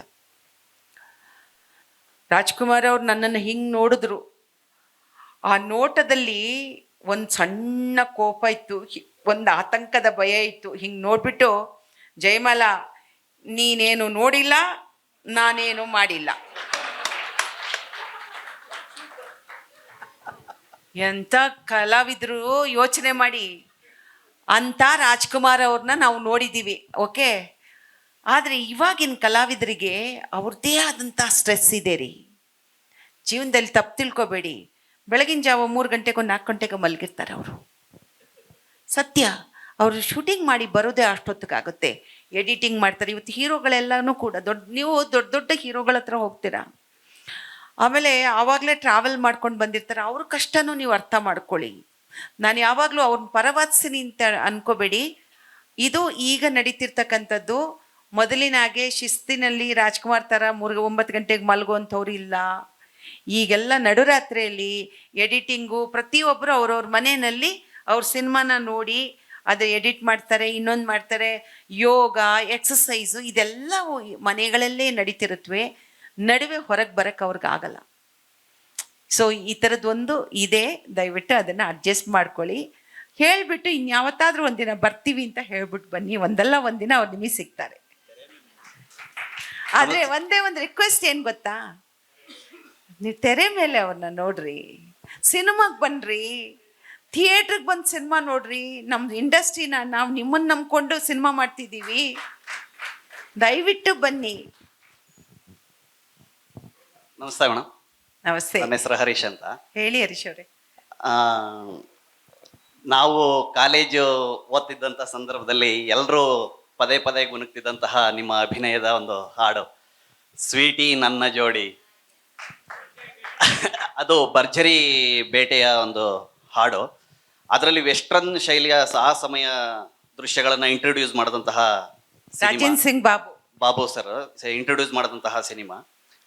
ನಮ್ಮ ಮಾನ್ಯ ನಿರ್ದೇಶಕರು ಆಗಲೇ ಕೇಳಿದ್ರು ತಮ್ಮನ್ನ, ರಾಜ್ಕುಮಾರ್, ವಿಷ್ಣುವರ್ಧನ್ ಮತ್ತು ಅಂಬರೀಷ್ ಅವರ ಜೊತೆಗೆ ಅಭಿನಯಿಸುವಂಥ ಸಂದರ್ಭದ ಕೆಲವು ನೆನಪುಗಳನ್ನು ಹೇಳಿ ಅಂತ. ತಾವು ಅಂಬರೀಷ್ದೊಂದು ಹೇಳಿ ನಿಲ್ಲಿಸಿದ್ರಿ. ನಾವು ಈಗ ಶಂಕರ್ ನಾಗ್ ಅವ್ರ ಬಗ್ಗೆ ತಮ್ಮ ಅಭಿನಯದ ಕೆಲವೊಂದು ನೆನಪುಗಳಿದ್ರೆ ದಯವಿಟ್ಟು ಹಂಚ್ಕೊಳ್ಳಿ ಮೇಡಮ್. ಶಂಕರ್ ನಾಗು ಅದೊಂದು ಬೇರೆ ಎನರ್ಜಿನೇ ಬೇರೆ, ಒಂದೊಂದು ವ್ಯಕ್ತಿತ್ವ ಒಂದೊಂದು ಬೇರೆ, ಒಬ್ಬೊಬ್ರದ್ದು ಒಂದೊಂದು ಶೈಲಿ, ಒಬ್ಬೊಬ್ರದ್ದು ಒಂದೊಂದು ವ್ಯಕ್ತಿತ್ವ, ಒಂದೊಂದು ರೀತಿಯಲ್ಲಿ ಬದುಕಿ ತೋರಿಸ್ಕೊಟ್ಟಿದ್ದಾರೆ ಎಲ್ಲರೂ. ಶಂಕರ್ ನಾಗ್ ಏನಂತಂದರೆ ಆ ಸಣ್ಣ ವಯಸ್ಸಿಗೆ ತನ್ನ ಬದುಕಲ್ಲಿ ನಾನು ಇಷ್ಟೆತ್ತರಕ್ಕೆ ಹೋಗ್ತೀನಿ, ಇದೆಲ್ಲ ಸಾಧನೆ ಮಾಡ್ತೀನಿ ಅಂತ ಹೇಳ್ಬಿಟ್ಟು ಬೇಗ ಬೇಗ ಬೇಗ ಬೇಗ ಮಾಡೋರು. ಅವರು ಒಂದು ಕ್ಷಣನೂ ವೇಸ್ಟ್ ಮಾಡ್ತಿರೋದು ನಾವು ನೋಡಿರಲಿಲ್ಲ. ಅವರಿಗೆ ಈ ಥರದ್ದು ಸುಮ್ಮನೆ ಹರಟೆ ಹೊಡೆಯುವಂಥದ್ದು ಶಂಕರ್ನ ನಾವು ನೋಡಲೇ ಇಲ್ಲ. ಶಂಕರ್ ಏನೇ ಮಾಡಿದ್ರು ಕೂಡ ಇಲ್ಲ ಸ್ಕ್ರಿಪ್ಟಲ್ಲಿರೋರು, ಇಲ್ಲ ಏನಾದರೂ ಸಿನಿಮಾಗೆ ಬೇಕಾಗಿರುವಂಥ ಮಾತುಕತೆಗಳಲ್ಲಿರೋರು, ಬರವಣಿಗೆಯಲ್ಲಿರೋರು, ಇಲ್ಲ ಅಂದರೆ ಒಂದು ಕತೆ ಡಿಸ್ಕಷನ್ನಲ್ಲಿರೋರು. ನಾವು ಈ ಥರನೇ ಜಾಸ್ತಿ ನೋಡಿದ್ದು. ಈ ಕಾರಣಕ್ಕೆ ನಮಗೆ ಶಂಕರ್ ಭಾಳ ಆತ್ಮೀಯರನ್ನಿಸ್ತಾರೆ, ಬಹಳ ಯೋಜನೆಗಳನ್ನು ಹಾಕ್ಕೊಂಡಂಥವ್ರು, ನಮ್ಮ ಜೊತೆ ಎಲ್ಲ ಭಾಳ ಪ್ರೀತಿಯಿಂದ ನಡ್ಕೊಳ್ಳೋರು. ಒಂದೇನೆಂದರೆ ಅವ್ರ ಗಂಡ ಹೆಂಡತಿ ಇಬ್ಬರು ನನಗೆ ತೀರಾ ಆತ್ಮೀಯರು. ಅವತ್ತಿನ ಕಾಲ ಹೇಗಿತ್ತು ಅಂತಂದರೆ ರಕ್ತ ತಿಲಕ ಅಂತ ನಾವೊಂದು ಸಿನಿಮಾ ಮಾಡಿದ್ವಿ, ದಾಂಡೇಲಿಯಲ್ಲಿ ಶೂಟಿಂಗು. ಅವರು ಗಂಡ ಹೆಂಡತಿ ಮತ್ತು ಅವಳು ಅವರು ನಾದ್ನಿ ಎಲ್ಲರೂ ಕೂಡ ಅವ್ರ ತಂದೆ ತಾಯಿ ಎಲ್ಲ ಫ್ಯಾಮಿಲಿ ಬಂದು ಅವರು ಅಲ್ಲೇ ಇದ್ದರು. ಈ ಗಂಡ ಹೆಂಡತಿ ಇಬ್ಬರಿಗೂ ಏನು ಗೊತ್ತಾ, ನನ್ನ ಪ್ಯಾಂಟ್ ಕಂಡ್ರೆ ಬೊಲೆ ಇಷ್ಟ. ನನ್ನ ಪ್ಯಾಂಟ್ ಬಂದರೆ ನನ್ನ ಸೂಟ್ ಕೇಸಲ್ಲಿ ನನಗೆ ಪ್ಯಾಂಟೇ ಸಿಗ್ತಿರ್ಲಿಲ್ಲ. ಮಾಯಾ ಶಂಕರ್ ನನ್ನ ಪ್ಯಾಂಟೆಲ್ಲ ಹಾಕೊಂಡ್ಬಿಡೋರು. ಒಂದು ಕಿಂಚಿತ್ ಮನುಷ್ಯನಲ್ಲಿ ಅಹಂಕಾರ ಇಲ್ಲ, ಇಲ್ಲ ಅಂತಂದರೆ ಇವರು ಬಟ್ಟೆ ಅವ್ರ ಬಟ್ಟೆ ಅಂತಿಲ್ಲ, ಹುಡುಕಾಟ ಅಲ್ಲ ಅದು. ಅವ್ರೇನಂತಂದರೆ ಅದ್ಭುತವಾದ ಮನುಷ್ಯತ್ವ ಇರುವಂಥ ವ್ಯಕ್ತಿತ್ವ ಅದು. ಶಂಕರು ಇವತ್ತಿಗೂ ನಾವು ಮಿಸ್ ಮಾಡ್ಕೋತೀವಿ.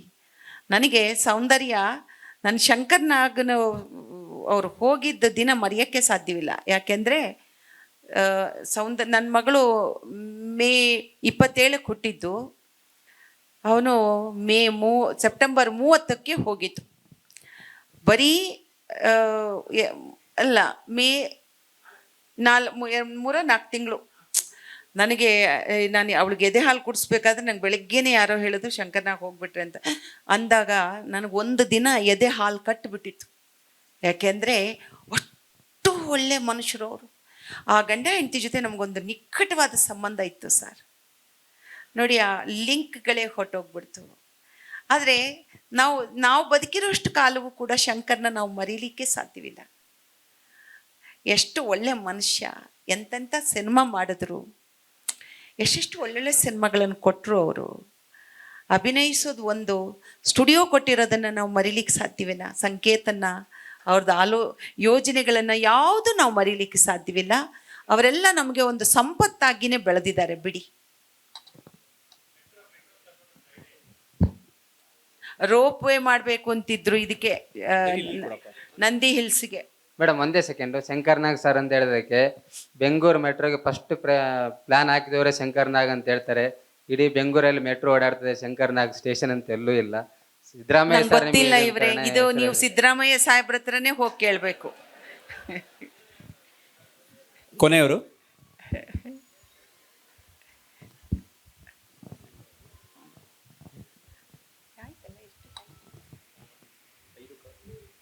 ಮೇಡಮ್ ನಮಸ್ಕಾರ. ನನ್ನ ಹೆಸರು ಚೇತನ ಅಂತ ಹೇಳ್ಬಿಟ್ಟು ನಾನೊಬ್ಬ ಸಂಗೀತ ಕಲಾವಿದೆ. ನಮಸ್ತೆ. ನನಗೆ ಏನು ನೀವು ಮಾತು ತುಂಬ ಅದ್ಭುತವಾಗಿ ಮಾತಾಡ್ತಿದ್ದೀರಾ, ಆ್ಯಂಡ್ ಮನೆ ಅಂಗಳದಲ್ಲಿ ಮಾತುಕತೆ ಅನ್ನೋ ಕಾರ್ಯಕ್ರಮ. ಆದರೆ ನನ್ನ ಚಿಕ್ಕ ಆಸೆ ಏನು ಅಂತ ಹೇಳಿದ್ರೆ, ನೀವು ಮೊದಲಿಂದಲೂ ಹೇಳ್ತಾ ಬಂದ್ರಿ ನಿಮ್ಮ ಕತೆನಲ್ಲಿ ನಾವು ಹಾಡ್ತಿದ್ರಿ ಅಂತ. So correct. ಹಾಗಾಗ್ಬಿಟ್ಟು ನಂದು ಆಸೆ ಏನು ಅಂದರೆ, ಯಾವುದಾದ್ರೂ ನಿಮಗೆ ತುಂಬ ಇಷ್ಟ ಆಗಿರೋವಂಥದ್ದು 1-2 ಸಾಲನ್ನು ಹಾಡ್ಲಿಕ್ಕೆ ಸಾಧ್ಯವಾ ಇವಾಗ? ನನಗೆ ಇವಾಗ ಗಂಟ್ಲೇ ಇಲ್ಲಮ್ಮ. ಇರ್ಲಿ, ತೊಂದರೆ ಇಲ್ಲ. ಅಲ್ಲಲ್ಲ, ಅವಾಗೇನೋ ನಾವು ನಿಜ ಹೇಳ, ರಾಜ್ಕುಮಾರ್ ಜೊತೆ ನಾನೇನ್ ಸಂಗೀತಗಾರಲ್ಲ, ನಮ್ಮ ಅಕ್ಕಂಗೆ ಪರ್ಯಾಯವಾಗಿ ಹೋಗ್ತಿದ್ದೆ, 10 ರೂಪಾಯಿ ಕೊಡೋರಷ್ಟೇ. ರಾಜ್ಕುಮಾರ್ ಜೊತೆ ಹಾಡುವಾಗ ಹೀರೋಯಿನ್ ಅಲ್ವಾ, ನನ್ನ ಹಾಡುಗಳನ್ನೇ ಹಾಡ್ತಿದ್ವಿ ಅಷ್ಟೇ. ಬಟ್ ನಾನು ಯಾವ ಸಂಗೀತಗಾರ್ತಿ ಅಮ್ಮ? ನನಗೆ ನಿಜವಾಗ್ಲೂ ಹೇಳ್ತೀನಿ, ಹಾಡು ನಾನು ಕೇಳ್ತೀನಿ, ಆದ್ರೆ ನನಗೆ ಹಾಡು ಓಕೆ ಓಕೆ, ಸರಿ. ಅದೊಂದು ಆಸೆ ಇತ್ತು ನನಗೆ, ನಿಮ್ಮದು ವಾಯ್ಸ್ ಕೇಳುವ ಅಂತ. ಹಾಗಾಗ್ಬಿಟ್ಟು ಕೇಳಿದೆ. ಏನಾದ್ರು ಜ್ಞಾಪಿಸ್ಕೊಳಕ್ ಸಾಧ್ಯ ಆದ್ರೆ. ನಗು ನಗುತ್ತಾ ನೀ ಬರುವೆ, ನಗುವಿನಲೇ ಮನಸೆಳೆವೆ, ಅಷ್ಟೇ, ಇಷ್ಟೇ. ಬಹುಶಃ ಈ ಒಂದು ಸುದೀರ್ಘ ಅಂತ ಅನ್ನಿಸ್ಲೇ ಇಲ್ಲ. ಈಗ ಟೈಮ್ ನೋಡ್ದಾಲೇ ಗೊತ್ತಾಗಿದ್ದು 2 ಗಂಟೆ ದಾಟ್ಬಿಟ್ಟಿದ್ದೀವಿ ಅಂತ. ಅವರ ಮನದಾಳದ ಮಾತುಗಳನ್ನೆಲ್ಲ ಹೇಳಿದರು. ನಮ್ಮ ಕೊನೆಯದಾಗಿ ತಮ್ಮ ಬಗ್ಗೆ ಮಾತಾಡ್ತಾ, ಒಬ್ಬ ಚಲನಚಿತ್ರ ಕಲಾವಿದೆಯಿಂದ ಹಿಡಿದು ಸಚಿವರಾಗಿ, ಅದರಲ್ಲೂ ತಾವು ಅಧ್ಯಯನ ಮಾಡಿರ್ತಕ್ಕಂಥ ವಿಚಾರಗಳಿರ್ಬೋದು, ಸರ್ಕಾರಕ್ಕೆ ಒಪ್ಪಿಸಿರ್ತಕ್ಕಂಥ ವರದಿ ಇರ್ಬೋದು, ಒಬ್ಬ ದಿಟ್ಟ ನಾರಿಯಾಗಿ ಇವತ್ತಿನ ಮಹಿಳೆಯರಿಗೆ ತಾವೇನಾದರೂ ಹೇಳೋದಿದ್ರೆ ಒಂದು ಮಾತು, ಕಡೆಮ. ಸರ್, ಹೆಣ್ಮಕ್ಳಿಗೆ ಅವರು ಇನ್ಬಿಲ್ಟು ಶಕ್ತಿ ಇರುತ್ತೆ, ಆಲೋಚನೆ ಕ್ರಮ ಇರುತ್ತೆ, ಎಲ್ಲವೂ ಇರುತ್ತೆ ಸರ್. ಅವಕಾಶಗಳಿರೋದಿಲ್ಲ. ಆಕೆಗೊಂದು ಅವಕಾಶ ಸಿಕ್ಬಿಟ್ರೆ ಅವಳಲ್ಲಿರುವಂಥ ಪ್ರತಿಭೆ ತಾನಾಗಿಯೇ ಹೊರಗೆ ಬರುತ್ತೆ. ಅದರಿಂದಾಗಿ ಹೆಣ್ಣಿಗೆ ಮೊದಲು ಅವಕಾಶ ನೀಡಬೇಕಾಗತ್ತೆ. ಪ್ರತಿ ಕ್ಷೇತ್ರದಲ್ಲೂ ಹೆಣ್ಣಿಗೆ ಅವಕಾಶ ನೀಡಿ.